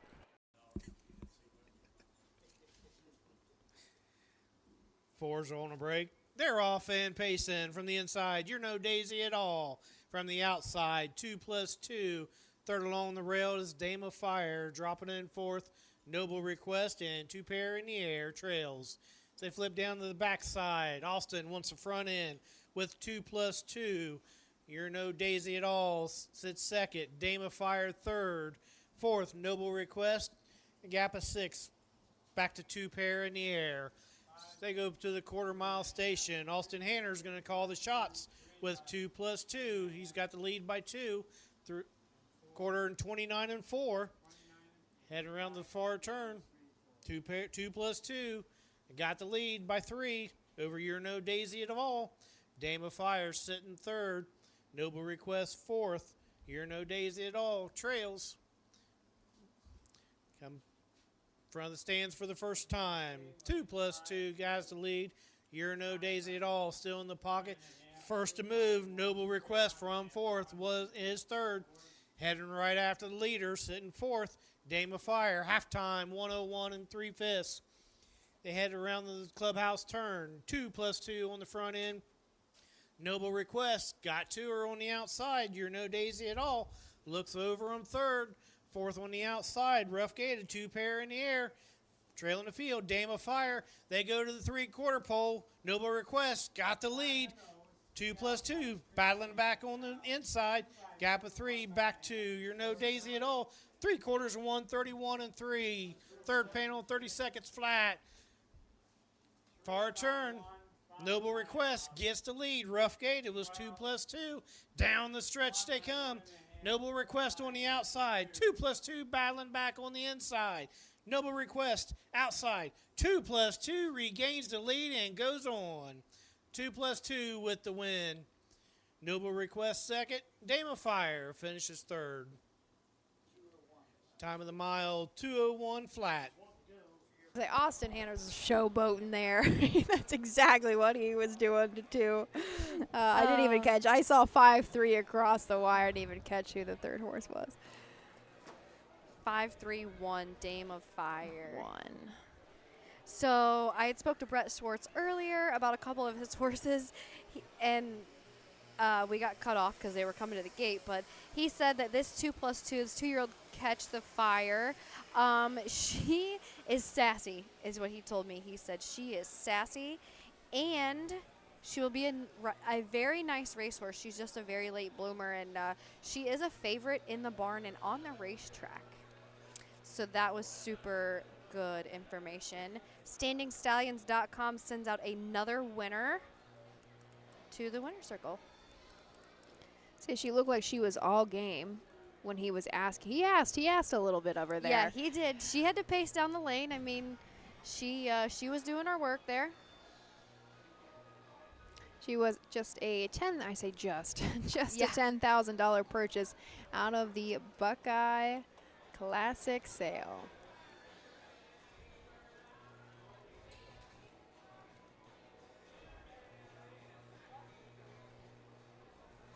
So we're waiting for them to come back to the winner circle.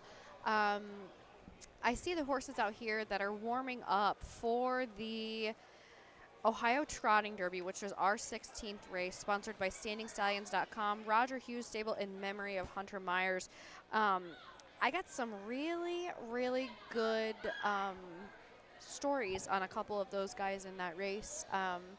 Roger Hughes and Michelle Caldwell, they are stabled here at Wilmington, and they have 3 in the same race. So I got some good information on those guys. Super, super cool, interesting stories about the horse and the people. So I'm excited to talk about that. And here comes the winner of the 12th.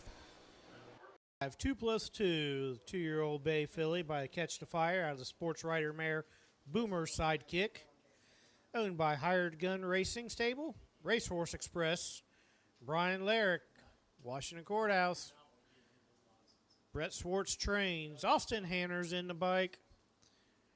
First lifetime win for 2+2. She paces a mile and 2-1 flat. Trophy sponsored by Woodland Run Equine.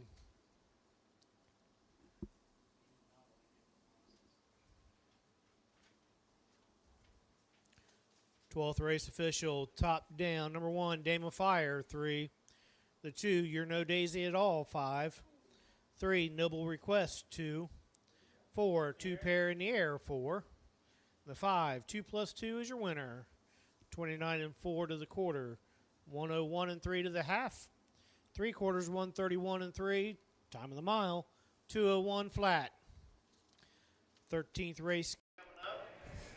Say it was a family affair there in the Yes. winner's circle. I don't know how old Alexis's boy is now. He's just over 1.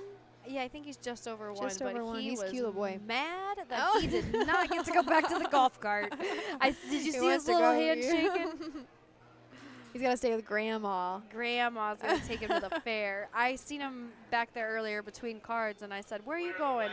She said, "We're going to take a nap." I said, "That's a really good idea." I said, "Do you think I can fit in that wagon?" He just kind of looked at me. She said, "Grandma's going to take a nap, too." I think, well, we haven't been keeping very good track, but that's multiple on the card for Austin. I want to say that's 4 for Austin. Luke had 4 earlier today, and I was joking around with Frank, and I said, how would you like to have your brother 2 years younger than you get in the car and be like, yeah, hey, I won 4 today, how many did you win? Honestly, Luke, maybe 3 years ago now, went out east, and he learned a lot. Yep. He really got a ton of experience and brought it back here. The boys aren't from Ohio. They grew up in Delaware. Delaware? Well, Austin graduated here. He did. They've been here for a while. decade. Yeah. But when they were little. Yes, when they were little. Yeah. I think it's Delaware is where they're right. Delaware is where they're from.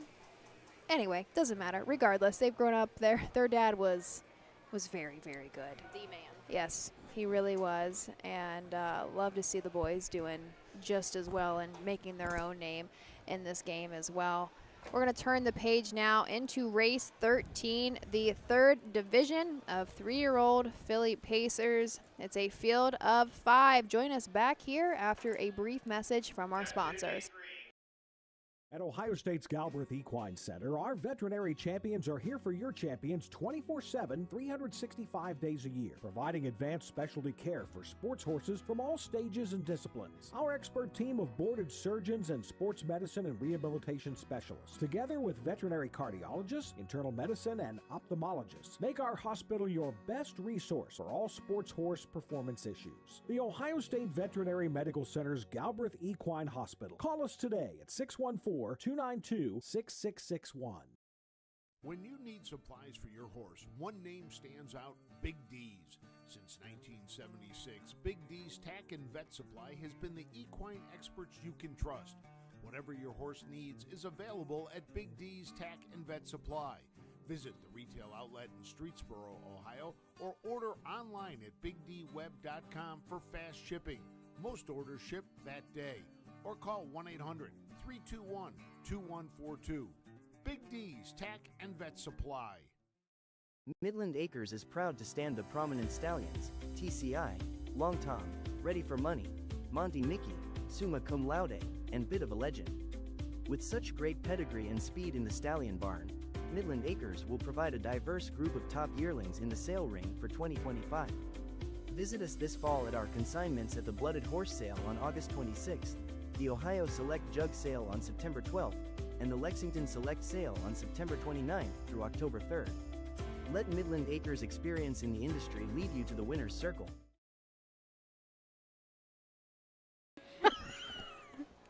We are back here for the 13th. Jez and I are getting a little slap happy over here. If you see two blondes in the grandstands laughing at themselves, mind your business. 3-year-old Philly Pacers, a third division purse of $3,710. We kind of have some all over the board. All over the board. Yeah, to say the least. So field of 5. I'm trying to see. So Jason's been trying to push him. Jeremy, not Jason. Yeah. I don't know. You called him that twice, but it's okay. Lord. So there's the 4, but it doesn't have its head checked up, and Dylan is driving. So I hope he sees So regardless, we'll take a quick look. We might have to Yeah. interrupt ourselves as they start to gather a little bit more. But on the rail, we have Witching Blue Chip. Ryan Miller trains this filly. Jason Beatty will be in the bike. This is a filly by Down by the Seaside out of a Western Terror mare. Jenny's Terror, owned by Miller Racing and Chris Gilbert of Greenville, Ohio. Has 9 seasonal starts with 1 win that came 2 back at Scioto in a Fillies and Mares non-winners of 1. Went wire to wire at Scioto in 152-2, won by over 4 lengths. Final quarter in 28-1. Just last year as a 2-year-old, she's a pretty nice little filly. Did make almost $50,000. Lifetime now has made over $62,000, and just that single win, however. So she's still looking to add some more to her resume. All right, the 2 Rising Fire. Dan O'Mara sends this homebred for Marjorie Paul Hamus and lets Jeff Nysonger do the driving, as Jeff has drove this filly before. Another StandingStallions.com. Catch the Fire. I really, really like this horse's lines. Widger got to drive her last start out at a Buckeye Sire Stake, or Sire Stake. Yeah, how am I doing? Buckeye Stallion Series. She paced in 52-4, home in 27-4. How much better? How much more can you ask for from a 3-year-old filly? You know, she's been in a lot of tough company up there at Scioto, and she even went to Northfield for just a condition race, and it looked like Danny Noble drove her there, 55-2, home in 28-1. I mean, she looks like the real deal on paper. She's got 8 starts, 1 second, 1/3, 1 win, 1 second, 1/3 for $85,000 in the bank. I'm $8,500 in the bank. Aruba Cat is our 3-horse. Not too much to mention. This is the very first lifetime start. Michael Richardson Jr. trains, drives, and owns this filly by Well Said out of a Dream Away mare, monochromatic. If I remember correctly, we did see her matinee at Urbana. Went along pretty well. Of course, we don't have lines of that, but was originally a $10,500 purchase back at the Blooded Horse Sale just a couple of years ago. Say they are gathering. I'd hate to go into horse 4 because I know that Jeremy's we're gonna have to interrupt ourselves. Yeah, here comes Jason. Maybe we'll wait just a second for horse number 4, Miss Dragon. Slowly but surely. What is he doing on the outside of the fence? Hey, mister. You can't park there. All right, Jeremy, lead us on. Parading the post for the 13th race. 3-year-old filly pace going for a purse of $3,710. Number 1, Witching Blue Chip with Jason Beatty. The 2, Rising Fire, Jeff Neisonger. The 3, Aruba Cat, Michael Richardson Jr. The 4, Miss Dragon with Dylan Fagan. Rounding out the field, the 5, My Girl Lizzie. Change the driver to Austin Hanners. We'll head to the 4. Miss Dragon. Larry 6 sends this 3-year-old Fear the Dragon out for Melissa Sword, which I believe she got her first owning win earlier today with Fearless Lizzie. This filly here has 14 lifetime starts. She's got 1 win, 1 second, and 3/3 for 7,100 in the bank. She's got a mark of 203 at Piketon. Larry had told us earlier that he enjoys the fairs more than the parimutuel track, so I don't see this filly stretching her legs anytime soon, as she has been at Scioto her last start. So we'll see what Dylan can do here today. He did drive her last start at Scioto.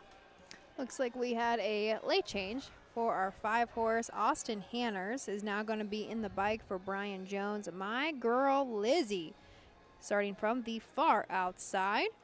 A filly by Well Said, a Mach 3 mare, Radar Trap. Mandy Jones of Greenville does own this filly. A couple years ago, she was a $17,000 purchase out of the Ohio Selected Sale. This year seems to be going a little bit better than last already. 6 seasonal starts, 2 wins, and 2 second-place finishes to make $7,800 on the year. 2 back at Ottawa. She was a wire-to-wire winner in 2 minutes and 1/5 final quarter in 27-2. Does have a lifetime mark at Scioto at 154-3. That was 3 starts back at Scioto in a non-winners 1 condition claimer. I was actually there that day, and Mandy was so happy. Her girl Lizzie, my girl Lizzie, she raced super that day, and Jeff Neisonger drove her that day as well. Unfortunately, we have Austin Hanners, and not unfortunately, but fortunately, Jeff is driving another horse, so Austin gets the lines today. So here we go from the rail out. Witching Blue Chip, Rising Fire, Aruba Cat, Miss Dragon, My Girl Lizzie. A field of 5 for the 3rd division of the 13th. The gate swings into the stretch, and here they come. And they're off and pacing. 4 of them across the track. From the rail, Witching Blue Chip. From the 2-0, Rising Fire. Dropping in 3rd, Miss Dragon. Dropping in 4th, My Girl Lizzie. And trailing the field, Aruba Cat. They sort out going down to the backside. Witching Blue Chip and Jason Beatty's going to call the shots from here. Sitting 2nd, Rising Fire. 3rd on the inside, Miss Dragon. 4th, My Girl Lizzie. And trailing the field, Aruba Cat. They head past to the quarter. It's still Witching Blue Chip. She's there in 29-3. Jason's going to start dragging the brakes a little bit. Give her a break. Rising Fire sitting 2nd. Miss Dragon 3rd. My Girl Lizzie 4th. Gap of 3. Back to Aruba Cat. So they come down the stretch for the first time. Witching Blue Chip. She's getting every call so far. Jason Beatty. Rising Fire pocketed up for Neisonger. He looks over, see who's coming. 4, Miss Dragon. She's sitting 3rd. My Girl Lizzie 4th, making a break. Aruba Cat. They go the past a half. 1 minute flat. It's still Witching Blue Chip. Nobody's yet to make a move. Rising Fire 2nd. Miss Dragon 3rd. My Girl Lizzie 4th. They head down to the backside. Austin, she pulls My Girl Lizzie. She's got a ton of ground to make up. Watching Blue Chip still with the lead. Rising Fire 2nd. 3rd on the inside, Miss Dragon. 4th on the outside, My Girl Lizzie. They go to 3/4 and 1, 29-1. Midway around the final turn, Witching Blue Chip still has the lead. Neisonger's trying to get Rising Fire. Fired up from the pocket. 3 wide. Here comes My Girl Lizzie, and down the stretch they come. Witching Blue Chip opens up by 5. The race is for 2nd between Rising Fire and My Girl Lizzie. My Girl Lizzie gets up for 2nd. Witching Blue Chip with the win. Witching Time of Blue the mile, Chip. 1:56 and 4. 1:56 and Back half, 4. 50. I'm gonna say that was quite an impressive mile. I think our aged Pacers went in 1:56. Was it Pacers? They had to be Pacers. 1:56 and 1 Yeah, earlier. I think it was the ladies' pace in the 4. Yes, you are right. You are right. Nice mile. Kind of expected though out of this filly. She doesn't have a nice. lot to prove in this field. Yep. And she had the rail to work with today. I mean, she's been in tough company, and she got a confidence booster today. I have unofficially across the wire 1-5-2-4. Looks like our only miscue was Aruba Cat, our 3 horse. That was her very first lifetime start.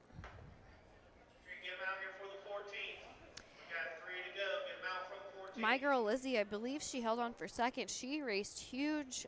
She was kind of sitting at the back of the pack and worked her way into second.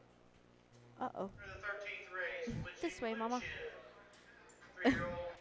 Down by the seaside, out of the Western Terror mare Jenny's Terror, owned by Miller Racing Stable, Greenville, Ohio. Chris Gilbert of Greenville. Ryan Miller trains Jason Beatty in the sulky. Second career win for Witching Blue Chip.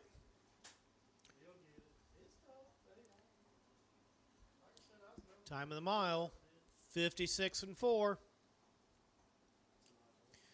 13th race is official.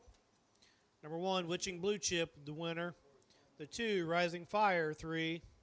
The 3, Aruba Cat, 5. The 4, Miss Dragon, 4. And the 5, My Girl Lizzie, 2. 29 and 3 to the quarter. 1 minute to the half. 129 and 1. Time of the mile, 56 and 4. 14th race. So that was super neat, kind of watching her go through the motions there. She didn't really know too much about the winner's circle, which she's won at Scioto before, but she kind of gave second thoughts when she came to the end of this grandstands.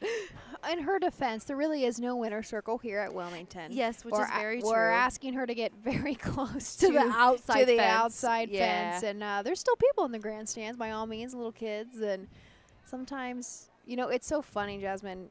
Coming from the riding horse world and the racehorse world, we considered aged horses like 4, right? It is no, and even 3-year-olds, we don't really call those babies. They are, but they're not. They're still learning a lot too. But the riding horse people, that's wild to them. Yes. So it makes me laugh. Brutus, my main mount at Scioto, he's only 6, and so like, I started him when he was 4. He's been riding for 2 years now. Like, Brody's a baby. And so I always tell Adam's like, oh, he's being bad today. I'm like, Brody's a baby, stop. He's a baby horse. But it's like, no, actually, compared to a lot of these other things, he is not. He should know his game by now. Right. And he does. And when, oh, watch it. And when I need him, he's there. But it's just funny to kind of say that. And people are like, he's not. I'm like, yeah, he is. He really is. In the riding horse world, like, he's tiny. Too funny. Flipping the page, we are getting there. Thanks for hanging out with us. Next up, we have race 14, the 3rd division of 3-year-old filly trotters. Just a field of 4. Join us back here after a brief message.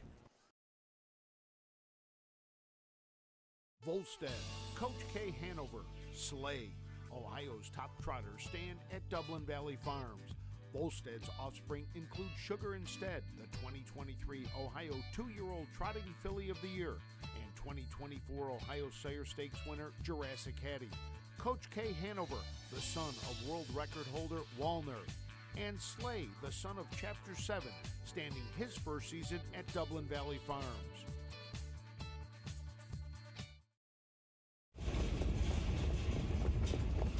Hi, I'm Dean Gillespie, and I want to tell you about the Ohio Colt Racing Association. There's 19 member fairs, and they sponsor the partial futurity in Greenville, Ohio. You need to race in the OCRA. Great racetracks, great people. Bring the kids and come out to the fair, and remember, fair time is fun time.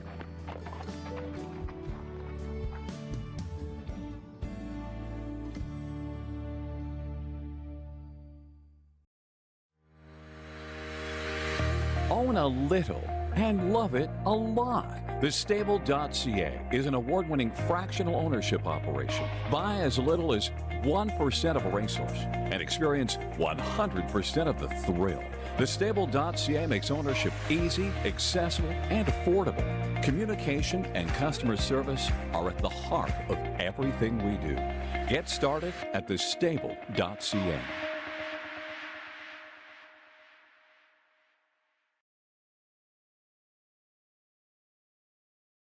Doing Lebanon? Well, that's a good question. So, I know that I am on air for Lebanon. And Stephen, you are shooting? I have no idea who. Maybe Michael Langer. I worked Lebanon with him last year. Okay. So that might be. I'm going to be honest with you, Jasmine. I just show up. I was about to say, you just got home. I just show I'm up. asking the wrong people. We created our schedule much earlier this year than we normally do. Thankfully, we needed to. Last year we were going a month at a time. It doesn't work for a lot of people, unfortunately, who have other jobs and have to plan around things. So we planned our talent. I guess if you want to call Jasmine and Jasmine and I that this afternoon, very far in advance. So I don't even remember, but I know that I will be next at Lebanon. But let's roll into the post parade of the 14th. Year-old filly trot, going for a purse of $4,500 higher. And 4, change the driver, LT by a nose, Jason Beatty in the sulky. Short field of 4, heading right to the gate. We'll roll right through them. Roy only has 2 seasonal starts, still looking for the first lifetime win overall.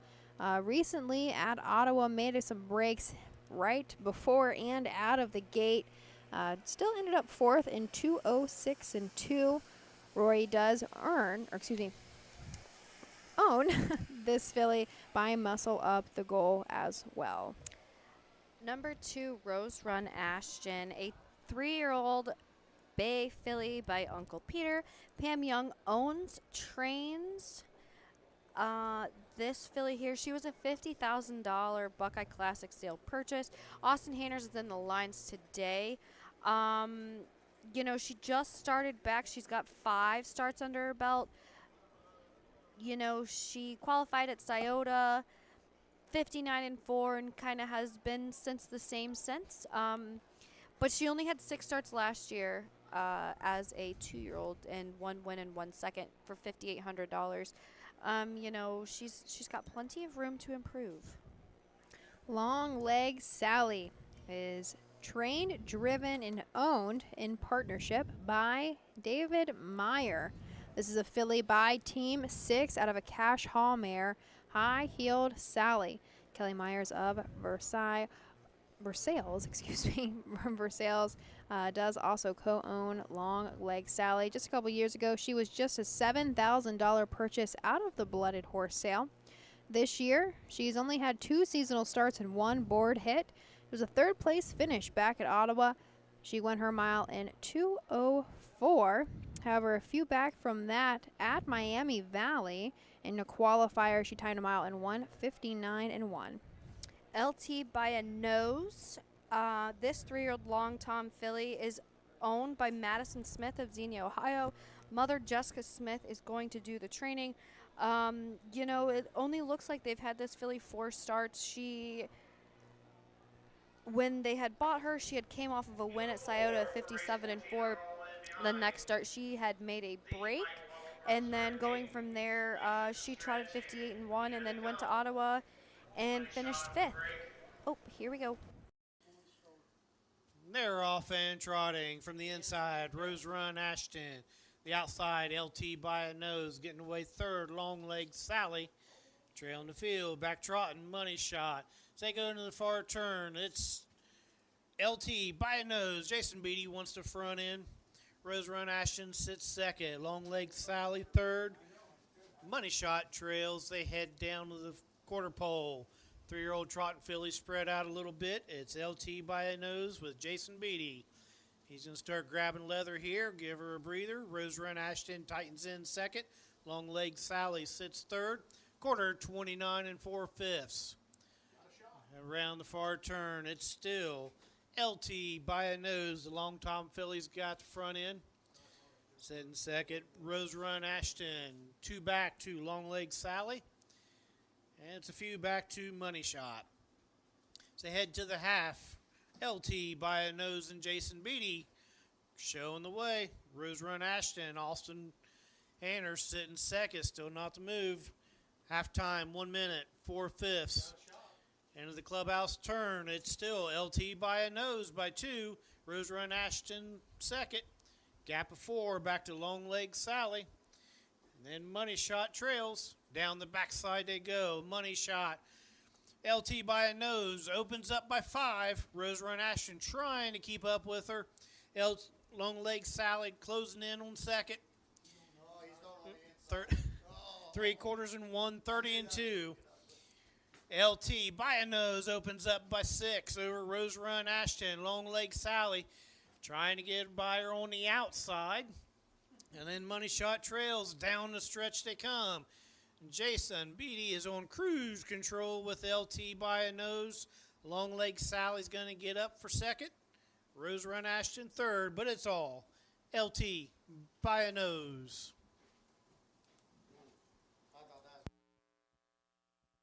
Under wraps. Very impressive. A mile in 2 minutes and 1/5. So my rundown is 4, 3, 2, 1. Yep. Unofficial. Unofficial, yes, unofficial. Say not near the tight finish. No. But some of them that we have seen today. Yeah.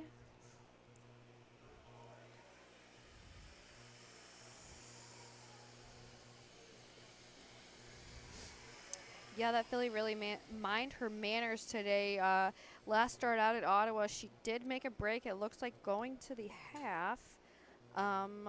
She was on the front and then made a miscue. So it looks like she's tried to step up a little bit, and recently she's made a couple starts in the Buckeye Stallion Series. Hasn't totally panned out for her, though. They just go in such fast miles anymore, and there's some nice Buckeye Stallion Series horses. 2 back before her Ottawa start. She ended up 8th, but she still went in 158 and 1 at Scioto. It definitely, your company matters. yes, it does. And she looked very good out here today. She did do that, and I always say it, and a lot of people don't want to hear it, but they don't write the time on the check. No, 100%. They don't write the time on the check. So. And 3-year-old Bay filly by Long Tom out of the Valley Victor mare Smith Hall. Owned by Madison Smith, trained by Jessica Smith, driven by Jason Beatty. Gives LT by a nose her 4th lifetime win. Trotting today, 2 minutes, 1/5. LT by a nose will take the Darrell and Bertie Lewis Memorial Blanket. 14th race official, and the 1, Money Shot for the 2, Rose Run Ashton 2, the 3, Long Leg Sally 3, the 4, LT by a nose, your winner. 1/4 and 29 and 4, half in 1 minute 4/5, 3/4 1 30 and 2. Time of the mile 2 minutes 1/5. 15th race coming up. Last division of the 3-year-old filly pace. We got 6 of them. Let's bring them out. Whole family in the winner's circle. We're missing the oldest daughter, though. Christina, she is in Hoosier, right? She's at Hoosier Park, and she's working tonight. I actually texted her earlier because I didn't know how old Amelia was. Oh, yeah. So Amelia's 13. She'll be 14 July 18th. So she's almost 14. Yeah. And then Madison, we got to see her hop up in the race bike. Oh yeah, that's probably one of her favorite I would say things that to do. she was the owner on that one. I'm not sure how she's a couple years, maybe more than that, younger. I don't know. Well, regardless, a horse crazy family. They they have are. all their girls are doing the thing. That is for sure. And Amelia, she can ride. And I seen her out here training. She turned a trotter earlier. So kudos to her. And I think she had Christina's colors on. I'm not for sure. I'm probably going to have to ask. But, yeah, she was out here, and she warmed that trotter up, and she had turned her a mile, and I thought that was awesome. She's gung-ho. She has been for a very long time. Oh, like, that yes. is not a new thing. No. She's been gung-ho for a long time. It's No, been fun to watch. she's been hitting it hard at the fairs. You know, unfortunately, at the parimutuel tracks, you have to be a certain age as long as you're an owner, and you can only take care of that one, which I understand liability and insurance purposes and such. But to watch her kind of grow up the last, 8 to 9 years that I've been here, it's super awesome to watch. Turning the page now, the 15th, the penultimate of our late card, the 4th and final division of 3-year-old filly Pacers. A field of 6. Join us back here after a moment.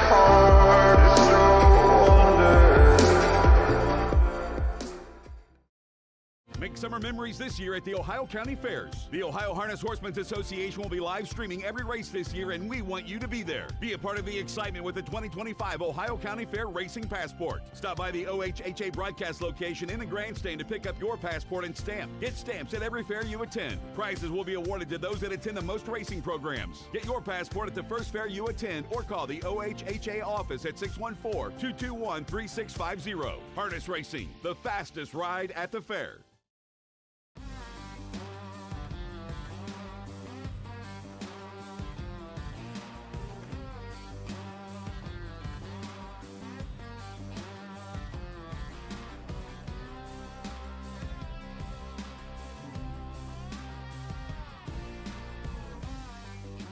Do you want your horse to shine in the winner's circle? Feed DAC oil. It makes a world of difference.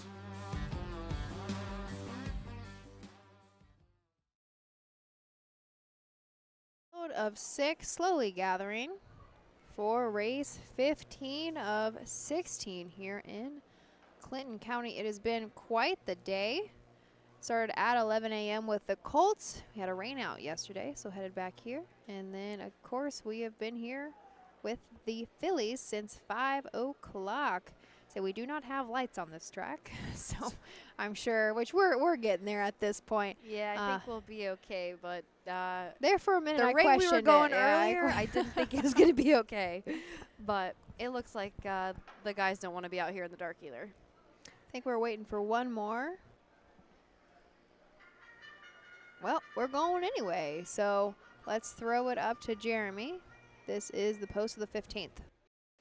Horses are on the track parading the post for the 15th race. 4th division, 3-year-old filly pace. Purse of $3,710. The 1, Spinal Cracker with Jeff Nysonger. The 2, Forever Girl with Roy Wilson. The 3, Burning Soul gets the services of Austin Hanners. The 4, Dancing in My Sleep, going to get Jason Beatty. The 5, Juicy Gossip Girl with Alex Hawk. Starting from the 2nd tier, the 6, Legend of the Indian, Chucky Bolin in the sulky. Horses are going to head straight to the gate. Wager now. Looks like our 4 horses just now stepping on to the track. Jason Beatty is going to drive her. We'll go ahead and do our rundown of this field. Jeff Nysonger trains and drives the 1, Spinal Cracker for Carl Howard of Powell, Ohio. This is a filly by Rockin' Amadeus out of a pet rock mare. Most recently at Marion did have a 2nd place finish in 2:07.2. However, she's had some pretty nice miles actually at Scioto and Miami Valley. Now just a few back, timed in 1:53 flat, and a Buckeye Stallion with a final quarter in 27-4, 9 seasonal starts, still looking for the first win this year. to Forever Girl. Tommy Jones owns and sends this 3-year-old Yankee Cruiser out for Roy Wilson. And it looks like Roy had drove this filly at Ottawa last start, 29-2, paced a mile in 2:1-4. She was a $4,900 Buckeye BHS. Burning Soul is our 3-horse Jeff Nicesonger. Just kidding. Who's driving the 3? Listen, we literally watched the post parade. I think it's Austin, and we still didn't correct it. I think Austin Hanners will be on our 3-horse for Dan O'Mara. Marjorie Paul Hamus of Ludlow Falls does own this filly by Catch the Fire. Did not start at all last year, has 7 seasonal starts, and has hit the board with 2 second-place finishes. Some nice miles that she has put up at Scioto Downs. She started a handful of times in the Buckeye Stallion Series, but however, in the McCoy Mini Series, posted a mile in 1:52 flat. Dancing in My Sleep, Scott Ferguson sends this 3-year-old Dancing Yankee, also owned by Marjorie Paul Hamus. And this filly here has had 2 qualifiers at Hoosier Park, went to Circleville and Ottawa, has yet to stay flat. She has got some learning to do. Hopefully Jason Beatty can help her today. Juicy Gossip Girl. This is one that I remember. Alex Hawk in the bike for Brian Georges. 10 starts on the year. Has only hit the board a couple of times, but she is a filly by Western Vintage. Leaving from our 6th post position is Legend of the Indian. Brian Haynes trains Chuck Bolin in the bike. Let's throw it up. They're off and pacing from the far outside. Juicy Gossip Girl going for the lead. Spinal Cracker's going to sit second. Forever Girl drops in third. Burning Soul is 4th. Getting away 5th. Legend of the Indian trailing the field. Dancing in My Sleep. They drop in straight line. It's Juicy Gossip Girl. Hawk had her fired up out of the gate, trying to shut her down now. She's opened up by 4. Spinal Cracker 2nd. Forever Girl 3rd. Burning Soul 4th. A gap at 6. Back to Legend of the Indian. Dancing in My Sleep trails. They reached a quarter mile in 29-1. Hawks tapping the brakes with Juicy Gossip Girl. Spinal Cracker 2nd. Forever Girl 3rd. 4th. Burning Soul. 5th on the outside, Dancing in My Sleep. Legend of the Indian trails. Nobody's yet to make a move on Juicy Gossip Girl. Pocketed up, Spinal Cracker for Nicesonger. Grappa 2, back to Forever Girl. Burning Soul sits 4th. Halftime, 59 seconds flat. They head into the clubhouse turn. Juicy Gossip Girl with the lead. Spinal Cracker 2nd. First to move, here comes Burning Soul. Was 4th, now 3rd, and trying to move up. Juicy Gossip Girl with the lead. Spinal Cracker looking to vacate the pocket. Going to put 2nd over. Burning Soul, 4th on the inside. Forever Girl. They hit the 3/4 pole. 3/4 and 1, 28-1. Midway around the final turn. Juicy Gossip Girl with the lead. Spinal Crackers head-to-head with her. Sitting 3rd. Burning Soul looking to come 3 wide. Down the stretch they come. Spinal Cracker on the outside. Juicy Gossip Girl trying to battle back on the inside. Outside, Spinal Cracker gets up to win. Juicy Gossip Girl 2nd. 3rd, Burning Soul.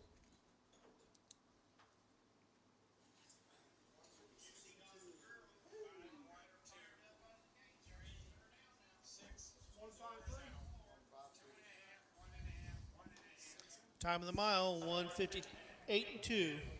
1:56.2. Cool. Those fillies were marching. Spinal Cracker, a well-deserved win here. She's been knocking on the door at Marion and Ottawa. You know, she paced 2:07, home in 32-3, 2 minutes with Jeff and Mark St. Louis on the race bike. So today she was very patient with that 2-hole trip. She was a very nice 2-year-old. Yes, she was. She made $30,000 last year. Honestly, there's got to. I think there's a story behind this name, but I can't remember it because that's why I was like Spinal Cracker. That's an odd, that's an odd name. I think you're right, but I don't there is. know. I think Carl has shared it before, but I cannot remember. It's been a year. All right, give me some grace on that one. But this was a pretty nice little 2-year-old. a little bit. I don't even want to say really had a slow start. Has done pretty well this season, but this was just the first seasonal win for this filly.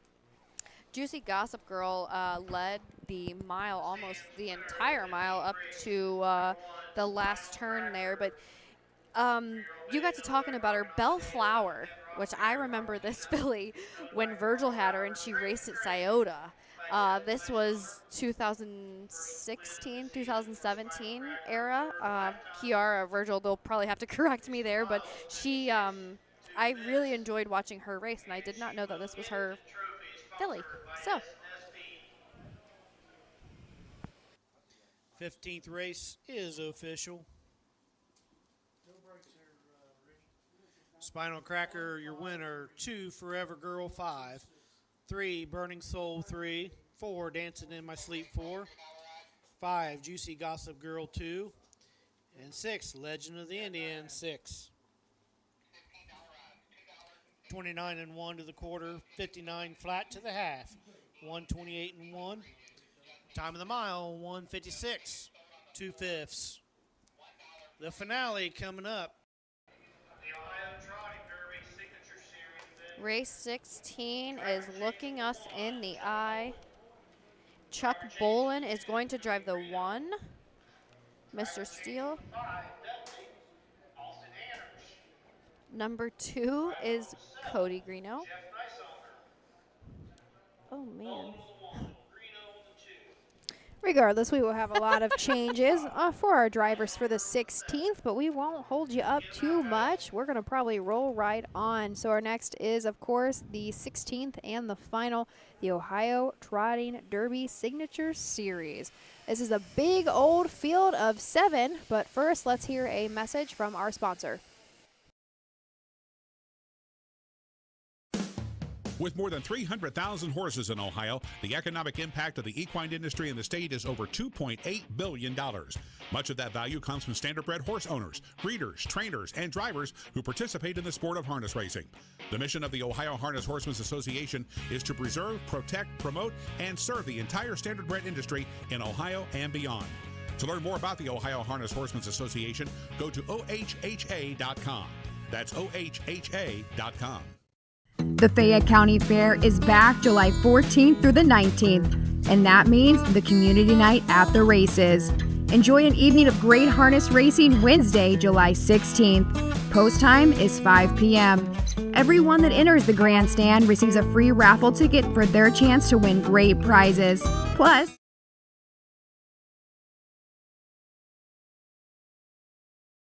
the Fayette County Fair is back July 14th through the 19th, and that means the community night at the races. Enjoy an evening of great harness racing Wednesday, July 16th. Post time is 5 p.m. Everyone that enters the grandstand receives a free raffle ticket for their chance to win great prizes. Plus, wiener dog races. Community night at the races is presented by the Fayette County Agricultural Society and Fayette County Travel and Tourism Bureau. Don't miss the Fayette County Fair.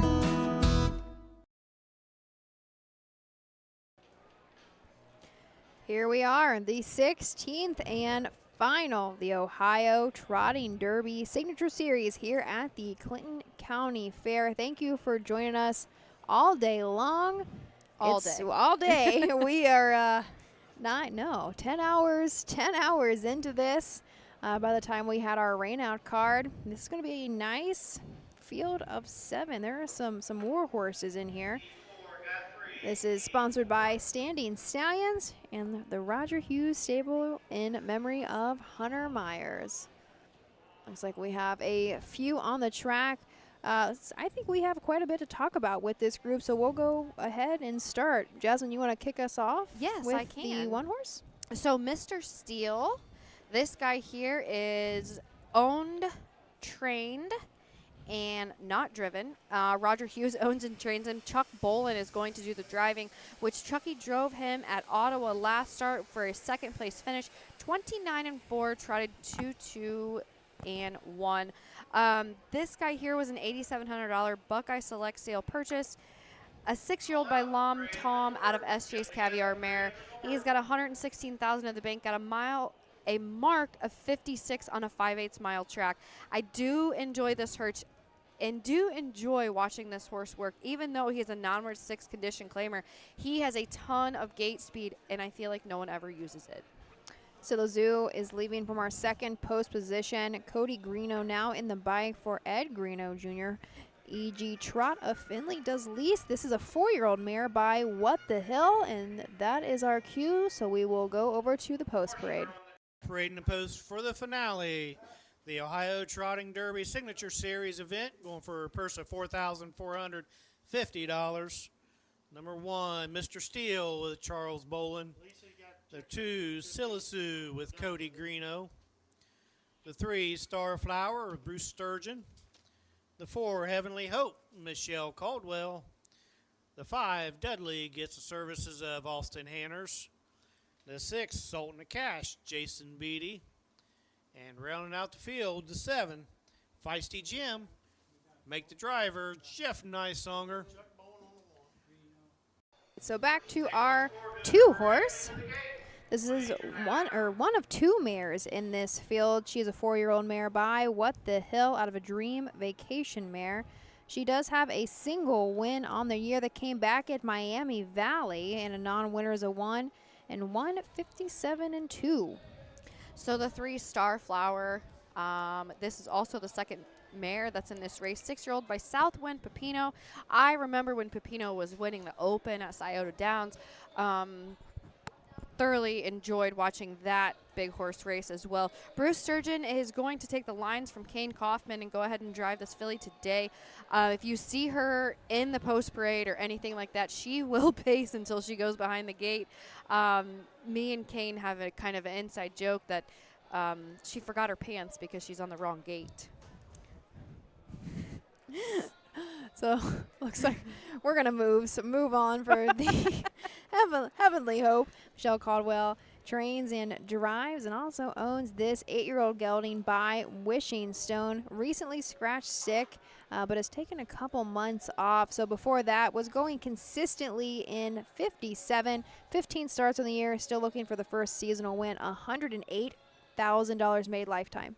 All right, Dudley is Austin Hanners in the bike. Tisha Lohman's going to send this 5-year-old Long Tom out to the gate. This is probably his first fair that he's seen in a while. Scioto Downs the last 2 starts. Trotted in 53, 52, and 3 with Trevor in the race bike. Sultan of Cash is driven by Jason Beatty. Roger Hughes Jr. trains, and the 7 is Feisty Jim. Jeff Nysonger for Joseph Wilson. They're off in trotting from the inside. Silazoo from the outside. Heavenly Hope from the rail. Mr. Steele all leave. Getting away for Sultan of Cash. Dropping in 5th, Starflower. Off stride, Feisty Jim. Off stride, Dudley. They head down to the backside. Cody Greeno and Silazoo gets the lead. Mr. Steele sits second. 3rd is Sultan of Cash. Parked on the outside. Heavenly Hope going to go the long mile. 5th, Starflower. It's gapping back to Feisty Jim. Quarter 29-2 as they head down to the far turn. Silazoo, Cody Greeno calling the shots. Pocketed up Mr. Steele and Chucky Bolin. We got Sultan of Cash coming out. He's first over now. Heavenly Hope's second over. Starflower sitting 5th. Gap back to Feisty Jim and Dudley. Head to the half. Silazoo with the lead. Sultan of Cash first over. Mr. Steele 3rd. Gap of 2 back to Starflower. Halftime 1 minute, 1/5. They go into the clubhouse turn. It's still Silazoo. He's got every call so far. Sultan of Cash drops in second. Braven's up, but goes off stride. Mr. Steele 3rd. 4th, Starflower. They head down to the 3/4 pole. Silazoo opens up by 5. Mr. Steele trying to reel him in. Starflower 3rd. 4th on the outside. Here comes Dudley. 3/4 and 1, 29-1. Midway around the final turn, Silazoo. He's opened up by 8 now. Off a quick break, Mr. Steele 2nd. 3rd on the inside, Starflower. 3 wide. Here comes Dudley, but it's going to be all Silazoo taking the Ohio Trotting Derby.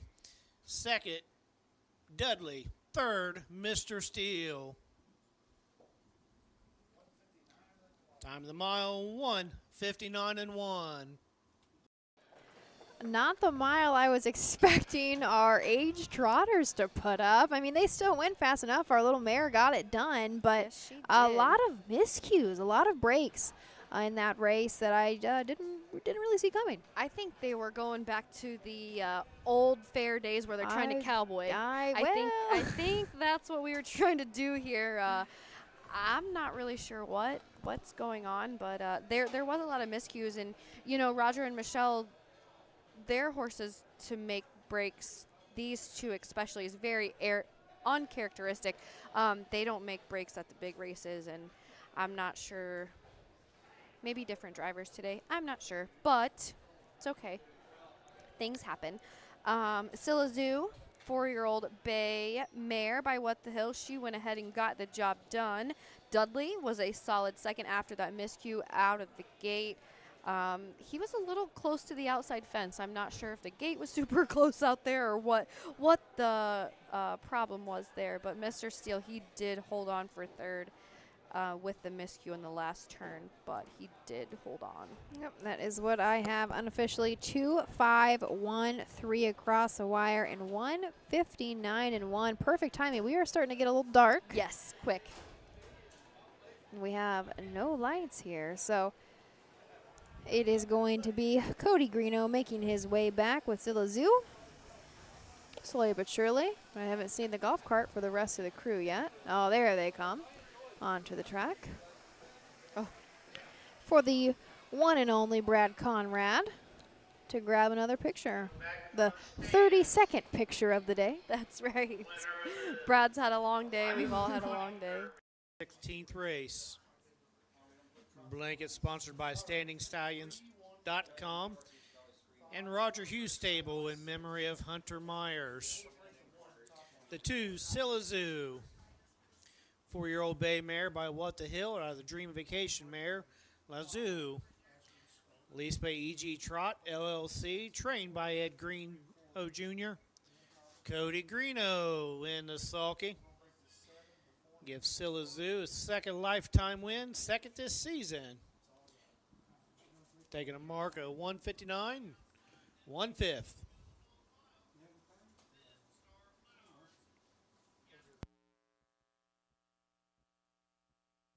Horses a day. She's kind of a little filly. She is. Not a filly, but yeah. I mean, she's a 4. She's a mare, and I talked about earlier What the Hill, like they were huge, right? And she's not big, but she's not small, but she's pretty stocky. 16 official. Mr. Steele was 3. The 2, Scylla Zoo, your winner. The 3, Starflower, 4. The 4, Heavenly Hope, 5. The 5, Dudley, 2. 6, Salt and the Cash, 7. 7, Feisty Jim, 6.